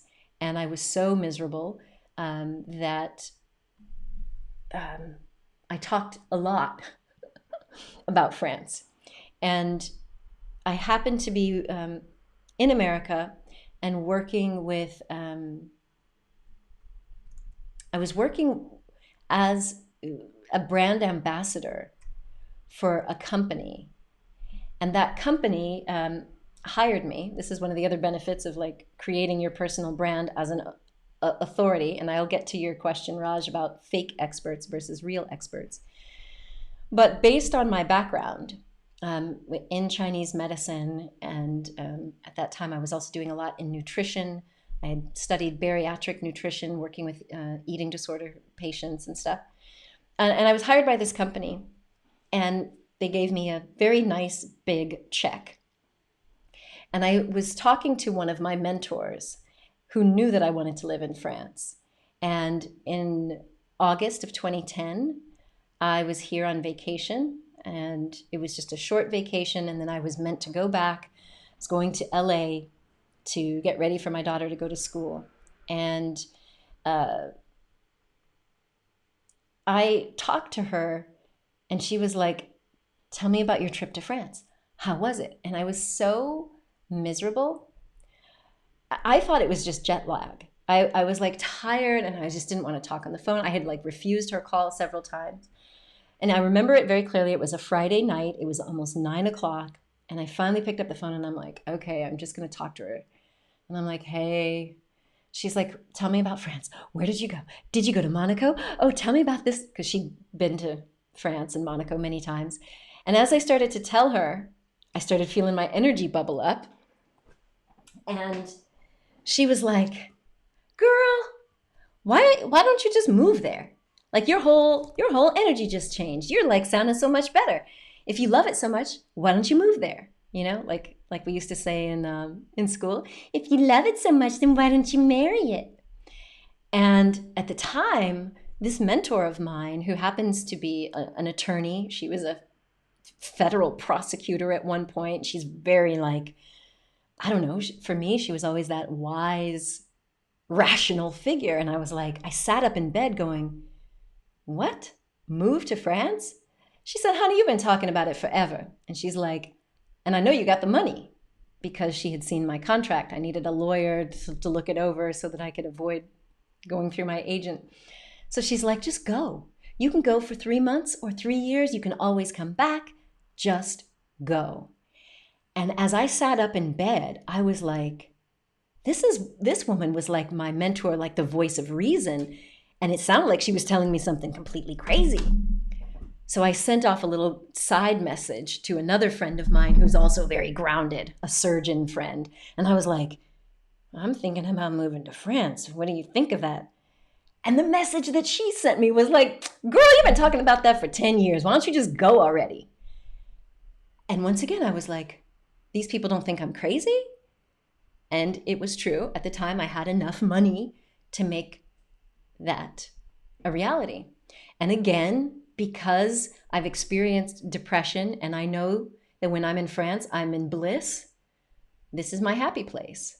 I had that out of body experience after performing in a nightclub, and I was like, everything about this place, I'm living my essence and my truth. And so that's how I made the move. I decided that weekend, by Saturday morning, I was like online looking for a place, found a place in Nice, and rented that for 2 weeks. Then me and my daughter, who was 4 at the time, can you imagine? 4 years old, no job, knew nobody. We moved and got us situated, eventually figured out the schools, moved a bunch of times trying to figure out where was the best schooling for her. And I have been so grateful ever since. So please continue to type in to the chat if you have questions. If anyone is curious, let me know if I have your permission. You know, I'm all about asking your permission to show you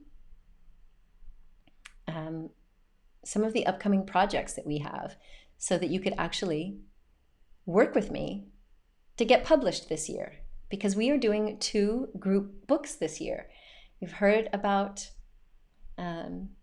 holistic healing and manifesting love. Well, that 2-day event is happening here in May. We bring people here for 2 days so that you can experience what we call Stories with Soul. And Stories with Soul is the life writing journey that I take people through. It's wonderful because it's healing, like going through the hero's journey, but in a setting where you feel safe, where you feel seen, and where you can explore your story. We do a lot of meditation. We do a lot of work to help you really feel like safe. Sorry about that. There you go. Stories with Soul. So going through this hero's journey, as you've heard from me, one epiphany after another, I was getting clearer and clearer and clearer on my voice and this sense of healing and purpose, and ultimately recognizing that I had to do this. And as some of you know, every step along this journey, when you're stepping into a new expression of yourself, excuse me, every time I've done it, it's led me to a new high or a new expression, and it keeps going. You know, it's the gift that keeps on giving. And so if you'd like to experience that, normally we host Stories with Soul here in France, and then we allow people who want to tune in via the live stream. We live stream it. So we've had people in Australia and Canada and all over the place, and of course here in Europe. So this year, because of Corona, I'm not hosting it in person. It will be live stream only. And so you could actually tune in with us and go through this 2 days of training to write your own story or your book, but also go through the healing process. Because if stuff comes up, and it will, we're human, we have processes in place that will help you to heal and to resolve that. So Stories with Soul is coming the 3rd weekend of May. So if any of you are interested in that, please, please, please let me know. I would love to have you as a part of that. And then some of you have heard about this baby right here. There we go. Holistic healing. So we're doing another group book where we are inviting you, if you happen to have experienced healing and it was a holistic approach, you could still have done some traditional medical stuff, but you looked at your healing process through a more holistic lens, like you, Shelley. I know that you're in our book. Yes. Then we're inviting you to share a story in this book to help you get yourself and your message out to the world and establish your brand. This includes our workshop with Stories with Soul. It includes mentoring with me personally. Your story gets professionally edited. You get to approve all of the edits, but then we get to publish that book and share it with the world. And that has been helpful for so many of our wonderful authors. And yes, thank you, Ofkia. Ofkia was here with us for our Stories with Soul. And Ofkia is going to be in this new baby right here.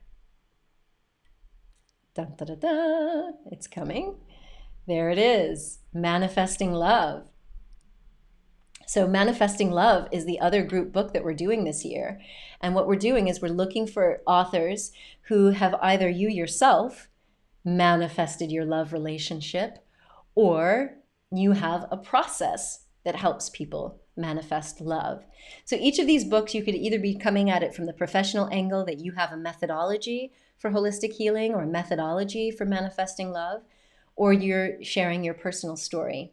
And all of it will help you by getting your message out and branding, because we will, it includes an interview with me. So you'll see interviews. I've already done several with Ofkia, but also Ninette Summer. I see that Ninette is here, and she is in this beautiful book here. So I do an interview with every one of the authors in these books so that you have some media to put on your website. We also do interviews that get put into Thrive Global. Ariana Huffington's new blog is Thrive, and I'm a contributor there, so we do that as well. So we are taking in new authors now. I will give you a link if you're interested, so you can find out what the application process is. It's an author-funded program, so each author contributes a bit of the fee so that we can cover the costs of your editing and all of the other wonderful stuff we do.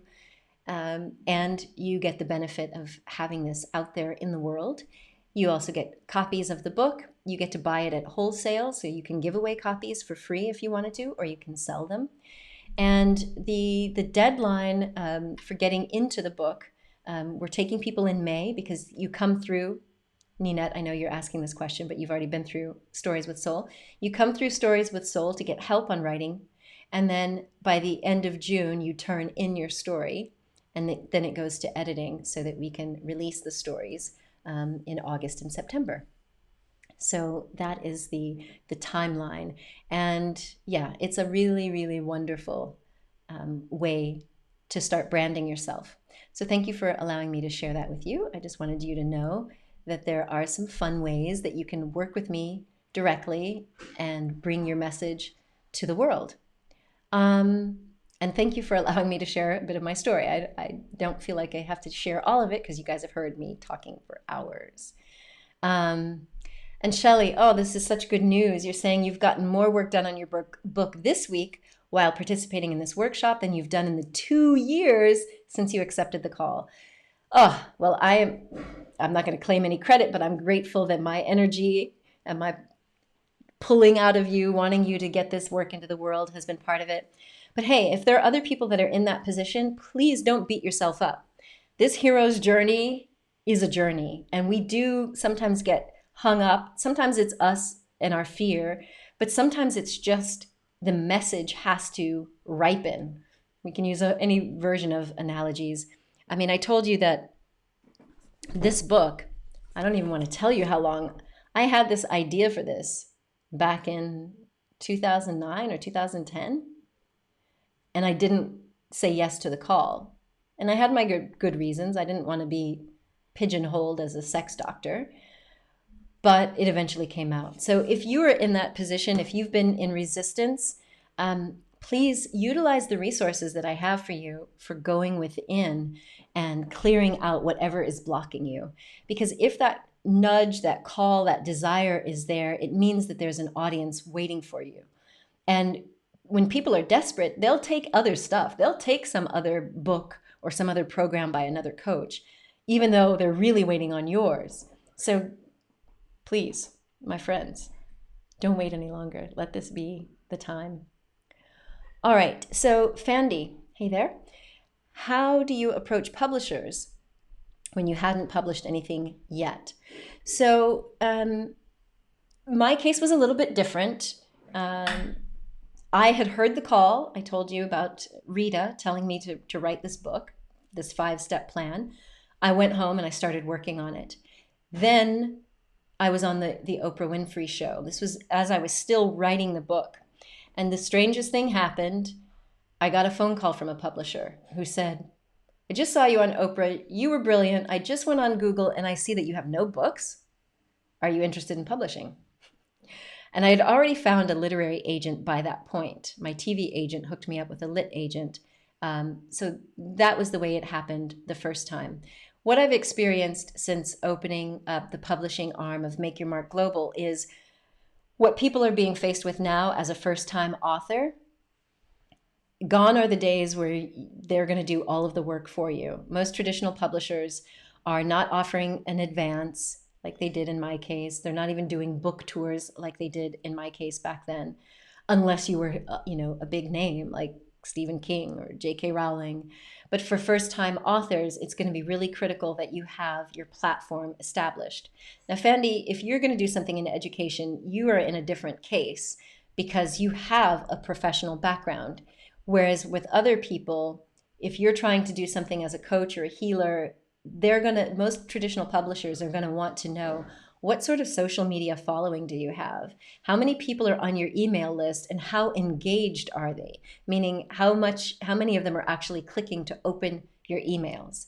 And they're actually going to want verification of that because most traditional publishers are not doing big time media pushes, and it costs them money to try to get your book placed in bookstores for the people who still buy books in bookstores or, airport shops. So the critical element is what we covered in deep dive number 1, and that is establishing your brand identity and your brand platform so that you can attract a following and, display your brilliance for the world. But short of that, or while you're building that, then I would suggest, even before you write the full book, follow the process of what we laid out today and create what we call a book proposal, where you outline the book. You maybe write the first chapter or 2 to give them a sense of your writing style, give them a sense of where it's going. And then you could shop for a literary agent, basically typing into the internet literary agent near where you live, or if you wanted to try New York to get one of the big ones, that's what you would do. There are also writing contests that some of the agencies do, or you can decide to self-publish. And self-publishing has become a very fast and easy way to get a book out there. And that's why I'm saying you can do this in 90 days or less. And that process is what I will finish with in today's deep dive. So if you wanted to publish this book yourself, getting the manuscript written, and then hiring a professional editor. So depending on, for those of you who are tuning in from different countries, and if English isn't your first language, if you're not writing in your mother tongue, you're going to want to hire a professional editor to do a thorough line edit. So a line edit means they're literally reading every line, not just what a proofreader does, who's just kind of checking for spelling mistakes and punctuation and other weird things with grammar. So you'd get a professional line edit. This is the process we take all of our books through. A professional line edit, and then a separate copy edit from someone else who has fresh eyes. I, of course, read all of the work of any of the authors who come through Make Your Mark Global. And once you've got that, and it's been back to you from the editors, and you've approved all of your sort of changes, then you would hire someone to do the interior formatting, because the format has to be specific for iBooks, or Apple Books as it's now called, for Kindle, for Nook or the other e-readers. And there's an interior format for print books. Back at the stage when you're first coming up with the idea, you can also work on your cover. So we happen to love, and I hope everyone else loves, all of these amazing covers. Not this one, but these, and all these other covers. We happen to use the same design team because they friggin' rock.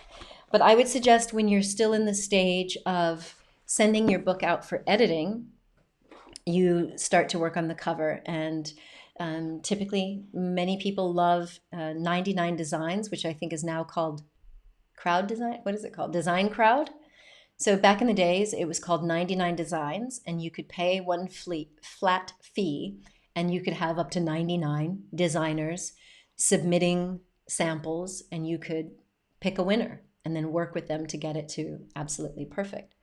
And so you would have your cover designed and the interior designed, and then you get it sent out to your formatter, who can then either upload it directly to Amazon. And everyone here, you can get an Amazon account, well, depending on your country, but you can open an Amazon.com and other countries so that you can self-publish. It's a platform called KDP, Kindle Direct Publishing.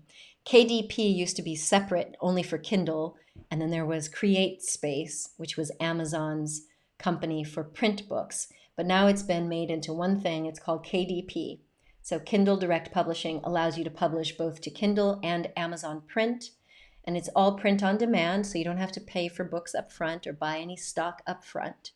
And it's free to join, which is pretty amazing. And that's how you can get your book into the Amazon distribution platforms. And then depending on your country, that's a whole other thing. We handle global distribution for our authors because they come from different countries, which means for Amazon.com, you would have to have an American business or bank account and all that sort of stuff.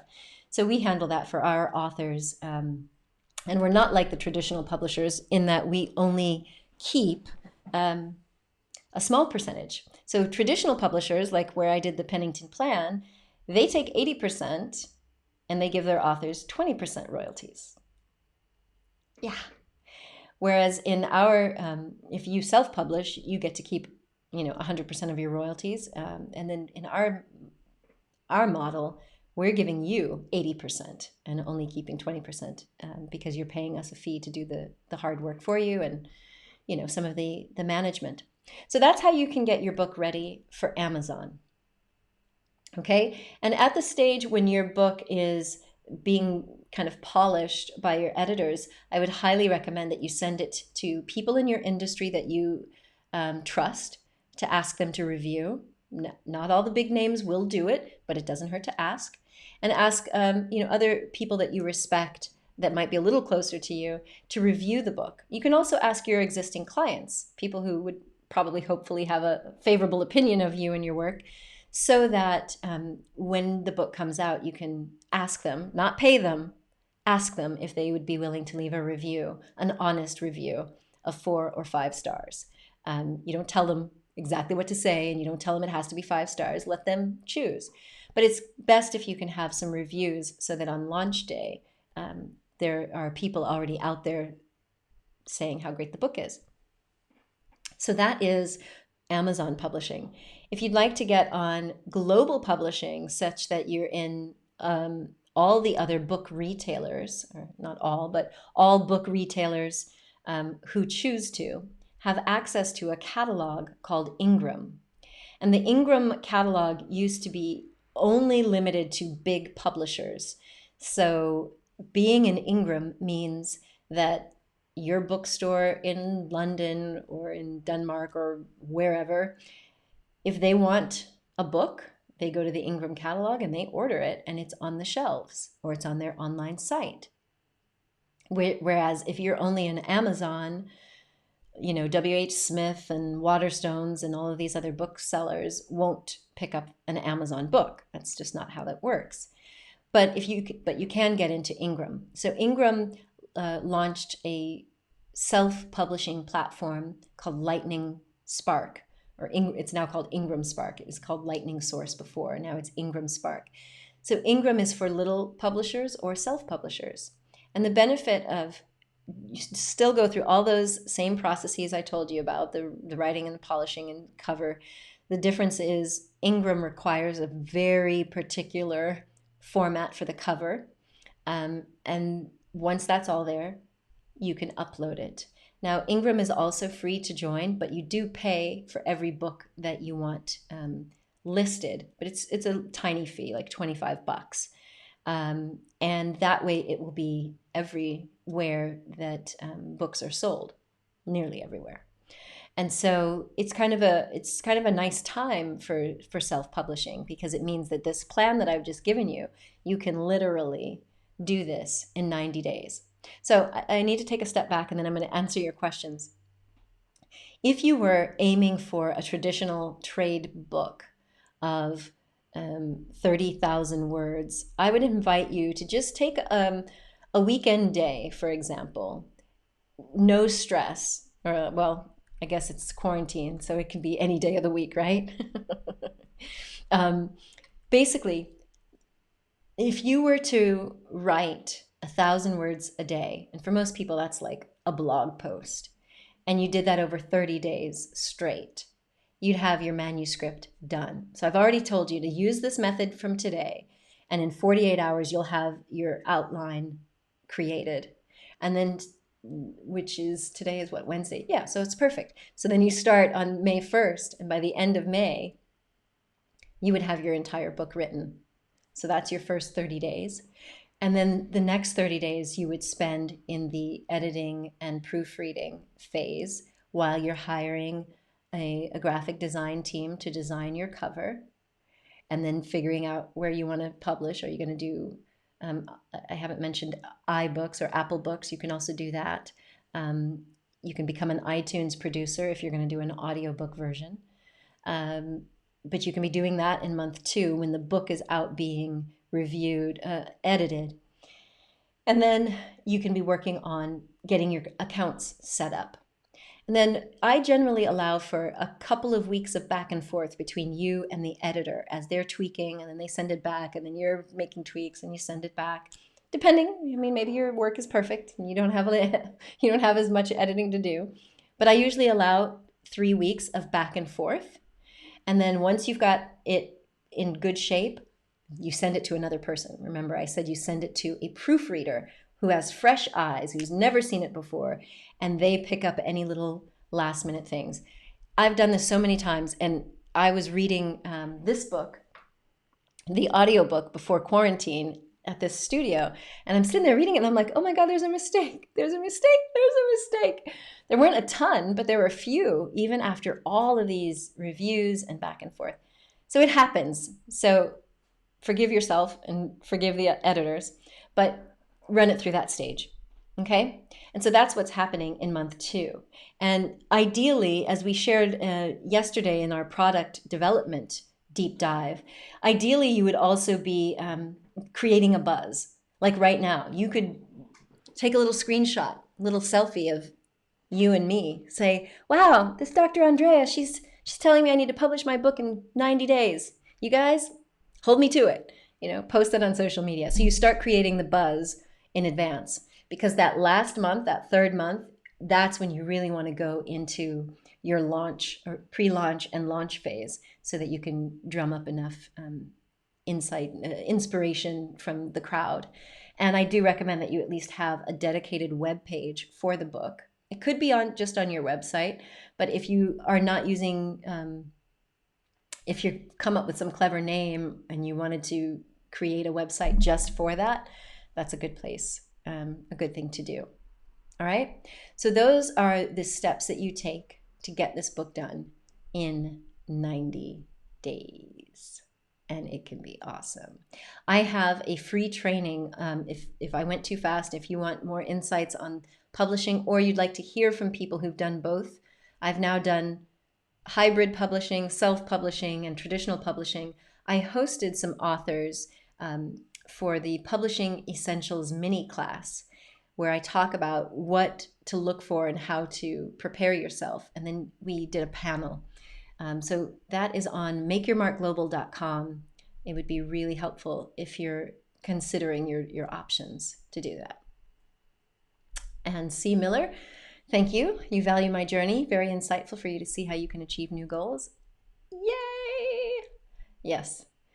And Shelley, yes, I know. Your message had to ripen and marinate. And you too. And you've come to a new level of understanding of yourself. And now you are the perfect messenger to bring it out. I cannot wait. And yes, timing and positioning is everything. So, we're going to be kind to ourselves. But if you have felt this call and you believe that it's time for you to get this stuff out, then consider this your call. Consider me your mentor. Consider me pulling you across that threshold. And you have support. You have the support of this community.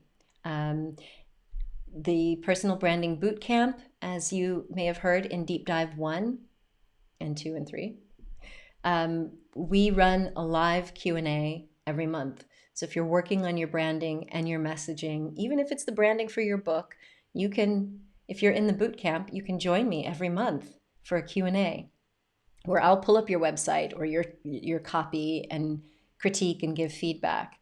That is my gift. That's one of the bonuses of being in this community.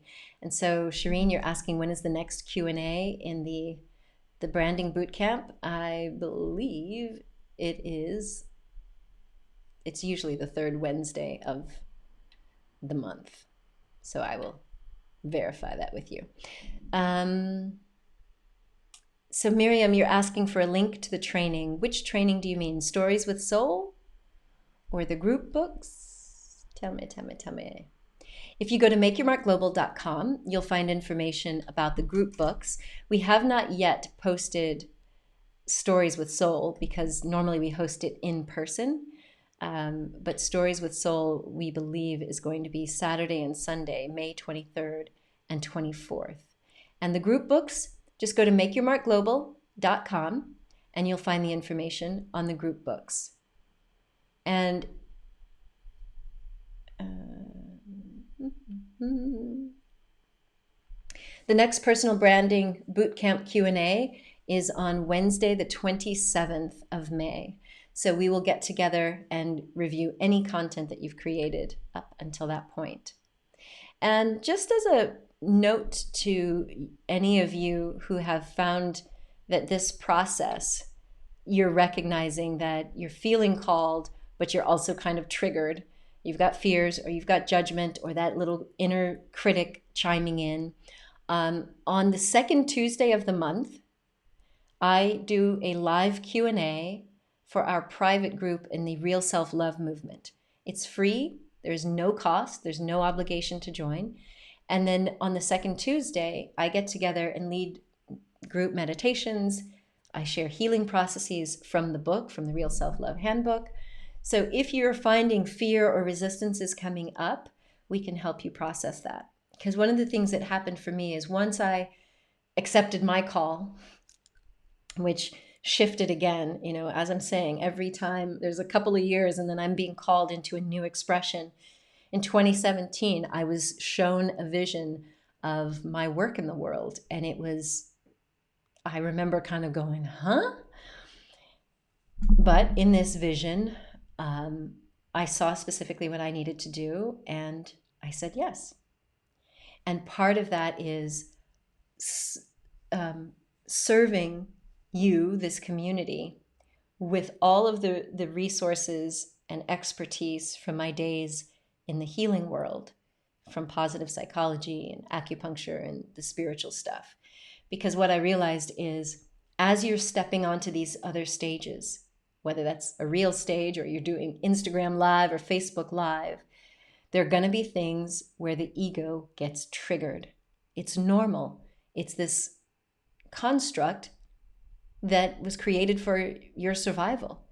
And what I was shown is that as I'm empowering and activating global luminaries to shine your light and to share your message around the world, I'm also called to share the insights and the resources that have helped me stay grounded and helped me remain as a clear vessel. Because when you are a clear vessel for the love and the light and the energy, it can come through you and to the people you serve, keeping you healthy and whole and avoiding those traps that come with being a celebrity, because that is really, really, really what we all need. We have to learn to stay grounded and humble. You already know that, but also staying open enough to hear the call and to bring forth that next expression of yourself. So if you visit realself.love, you will find exactly how to join. I think I can type it into And you'll see that there are also some really cool things that we're doing with reprogramming the subconscious mind, using this life writing process along with guided meditation and visualization. It's really, really powerful and helpful. You'll also see this summer, we're launching the Hero course. So for people who don't want to come through the writing course, but they want access to these tools for getting into the subconscious, rewriting those programs, leveraging the beautiful work like you've seen from Ofkia with these archetypes. The Hero course is my life writing course that's meant to support you as you activate some of these other aspects of your personality, specifically the hero in you. So these are exciting times for me because I love creating new content. But as you've seen, a lot of what I do is completely for free. So the free Q&A every second Tuesday for the Real Self-Love movement. All the stuff I put on Facebook and YouTube. It's not like this is all marketing stuff. This is me sharing based on what I was shown is my mission in life. So I'm so glad that this has been helpful. So you definitely visit Make Your Mark Global, and that's going to give you the links to those 2 group books that I told you about. I will probably in the next day or so share with you Stories with Soul. I think I can maybe pop it into the chat. I know. This is awful. Believe me, I feel like this is just awful. That I'm supposed to be much better at marketing all of my stuff. But I literally was given a download that I needed to share this 6-day thing. And at first I said yes. And then there was a moment where I tried to say no. I was like, 6 days? That seems a little long. They don't need 6 days of me. And then I was told, Fu, we gave you a mission. You said yes. You've got to step up. And so I did. And so here I am. So it just turns out that I'm here flying solo. Normally I have support typing into the chat. Sarah Kate is working on another project. So anyway, I'm doing my best. But if you're signed up, you will get links in your email to the 2 group book projects, to Stories with Soul when we're ready to open up signups for that. And yes, hopefully you're absolutely right, Raj. Hopefully you're learning from a former perfectionist.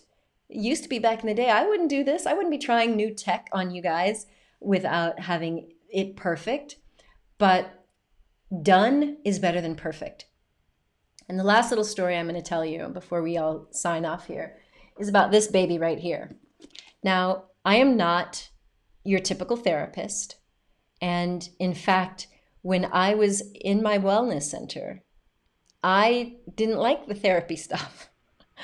And it was funny because I built this wellness center with a feng shui master. Before we even sat down with the architects, I had a feng shui master. We walked the space. It had never been built before.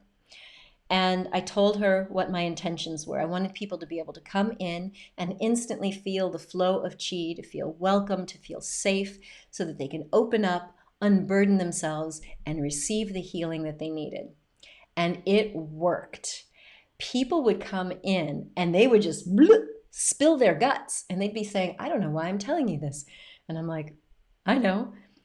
And what I found was that combination of the space, the environment, the intention that we set, putting in these acupuncture needles such that people would have this kind of endorphin rush. It's like kind of like a Valium. They would be totally tuned in. And then they could get into their therapy sessions and be great. But the therapy sessions were mainly delivered by my mother. So my mom, she always was called Dr. P. She was kind of like the oracle. For those of you who've seen The Matrix, it's like people just go to her and for her wisdom. And it was great because I'd put the needles in them, I'd lead them through a guided meditation and do some visualization, and then they would go to her. And then some of them would still come to me for like the cognitive stuff. I was doing more of the cognitive mindset shifts, the positive psychology.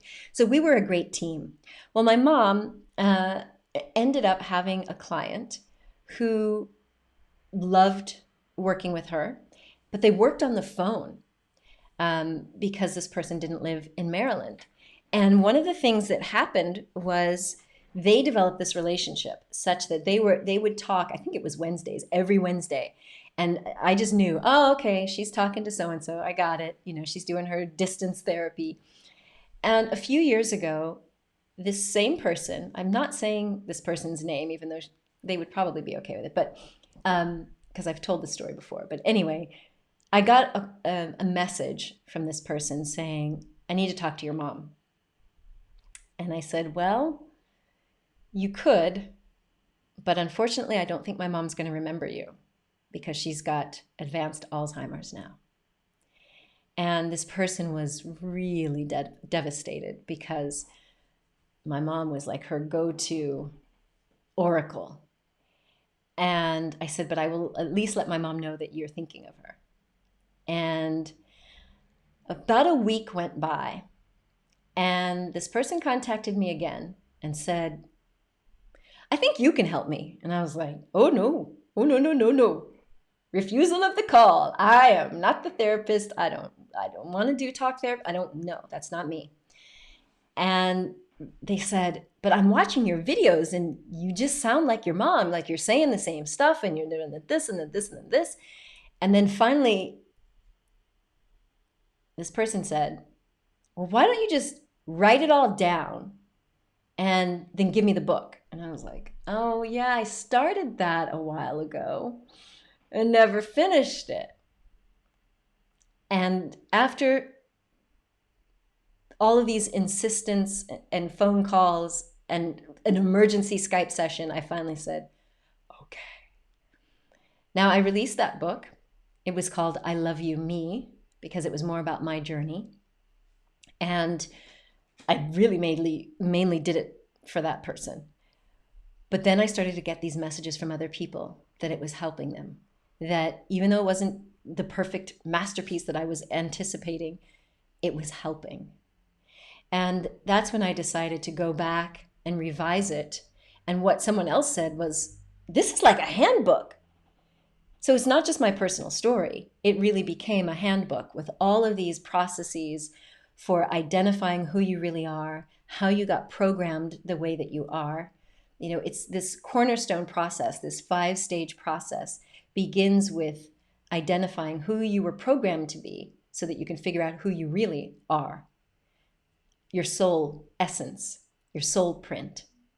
And then from the awareness stage, we lead you into the acceptance stage where you accept who you really are. We do all this forgiveness work, compassion work. So you'll see in the book, there are exercises that lead you through self-compassion, inner child dialogue, the 2-chair dialogue, forgiveness practices. All of that stuff is in there. And then you get to stage 3 of the cornerstone process, which is accountability. And that's where you've forgiven the past. Maybe you had to divorce some people in your life and you stop blaming them and you take responsibility for your own life. And so in the accountability stage, for many people, they've been the victim or they've been the blamer. So there's a whole chapter on how does it look to become accountable? How do you manage your emotions and get out of that codependency that so many of us have lived in? And so we take them through the accountability phase and then into inspired action. And so this is what I went through myself when I was able to look back on exactly what I've shown you here, mapping out the chapters of my life, going through this timeline of events, looking at the professional insights like, oh, that's what my patient really had. That's the learning that they had at that point. That's how they got to that next step. That's what they were missing, and that's what they needed. That is exactly how I wrote this book and outlined this 5-step plan. It was my own journey. It was my patient's journey. Then I started teaching it. I taught it at the University of Monaco, so had plenty of validation, but laid it all out. And then the 5th and final stage of the cornerstone process is appreciation. So it's all about tuning into positive emotion and gratitude and shifting energy. And so that long story is what I'm telling you, that it's okay if you've sat on information for a while, if you've started and stopped. There is no judgment here. Everything comes in its divine time. And I pray that somehow this 2 hours and 45 minutes has been helpful. And all of these deep dive trainings are hopefully nudging you forward and giving you action steps. Now, I thank you, Dr. Fernando, who says, thank you. It's been a fantastic, intense, almost 2 weeks with fantastic information and action. I do hope that you are taking action. I know that I've given you a ton. I know that, and I'm not going to apologize. We're taking advantage of this confinement to, God willing, give you no excuse for not taking action. Every one of your worksheets is asking you to take action. Put this stuff into practice so that it gets out of the mental realm and it's actually in the real realm. You know what I'm saying? Does that make sense? That is my goal. That is my wish and my desire for you. All right? So this has now been longer than I thought it was going to be. Tomorrow is our last deep dive. Is that true? Is tomorrow really the end? No. Yes, tomorrow's Thursday. Oh my gosh, I can't believe that's how foggy I am, because we started on a Saturday. So we did Saturday and Sunday. And yes, tomorrow is the final. It's deep dive number 6. And that's where I'm going to give you my script for crafting your own irresistible offer. In other words, sales.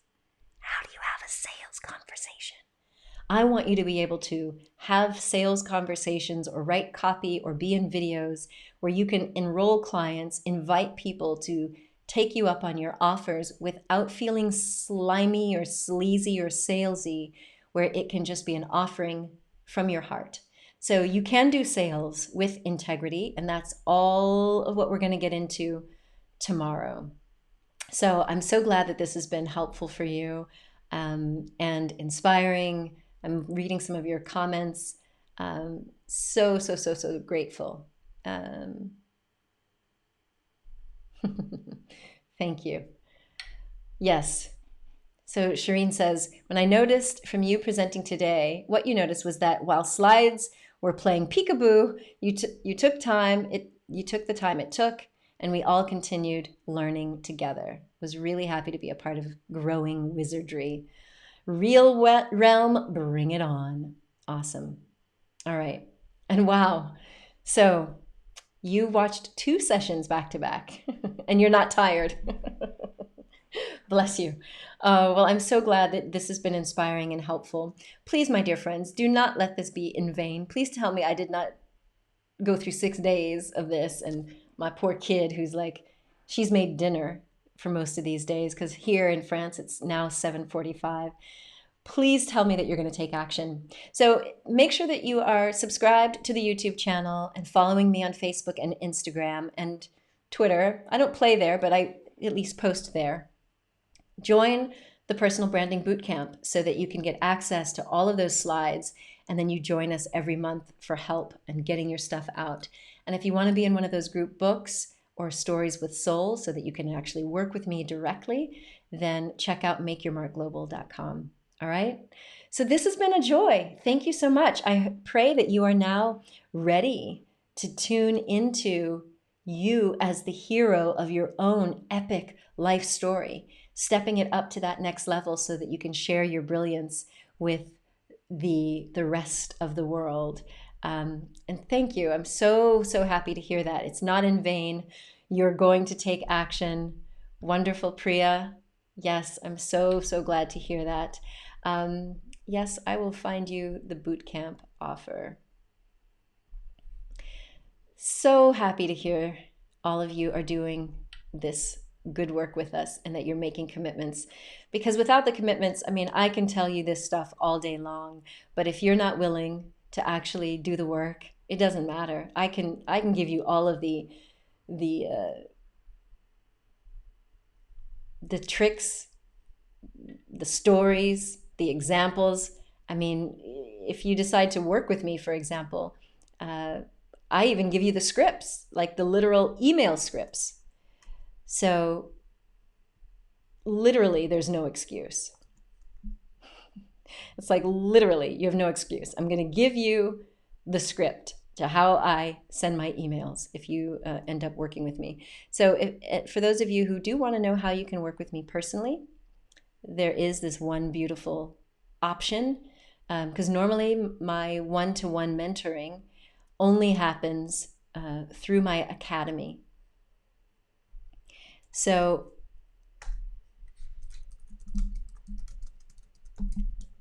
because of this confinement, I am now taking on a small group for our 3-month group synergy product creation and launch. And in this product and creation launch thing, we can work on your brand, we can work on your course creation or whatever product you're building, a membership or online coaching, whatever it is you're building, and then launch. And so in 90 days, you have private sessions with me and group so that you get the synergy of everyone working together. And I'm laughing at you, Shelley. Yeah, so if you're interested, I've just popped into the chat over on YouTube. And let's see. I'll pop it into Facebook. You can check out the different ways that you can work with me. I also have a private option if you have the inclination that you only want to work with me, not in a group. But the group synergy is great because you get both. You get private sessions with me to really hone in on your brand, your message, your offer, all the way through the creation process, giving you my scripts for creating your email sequences, your landing page, your sales copy, even your videos, and then getting you to launch. And then you get to meet with people in groups. We do have a lot of healthcare providers and a lot of creatives because me as an HSP and a creator type, those are the people who are attracted to my stuff. And then a lot of the healers and some woo-woo practitioners have already joined the group synergy. That is starting next week. So if that's of interest to you, please definitely check that out so that you can take advantage of working in a group. So the good news is there's no surprises. You see how I work. I am here, I am live, I am authentic, and I am generous, giving all of what I have to help you move forward. So thank you again. I am so grateful that this has been a divine experience for you. Namaste. I am so happy. It makes me feel like, okay, all of this was worth my time and my energy as well. Okay, my dear friends, so I am going to end our long broadcast so that I can go make dinner. I will see you for deep dive number 6, our last and final, where we are going to go through the script that I use for my sales offers so that you can demystify the concept of asking people for money. It doesn't have to be a scary, sleazy, slimy thing.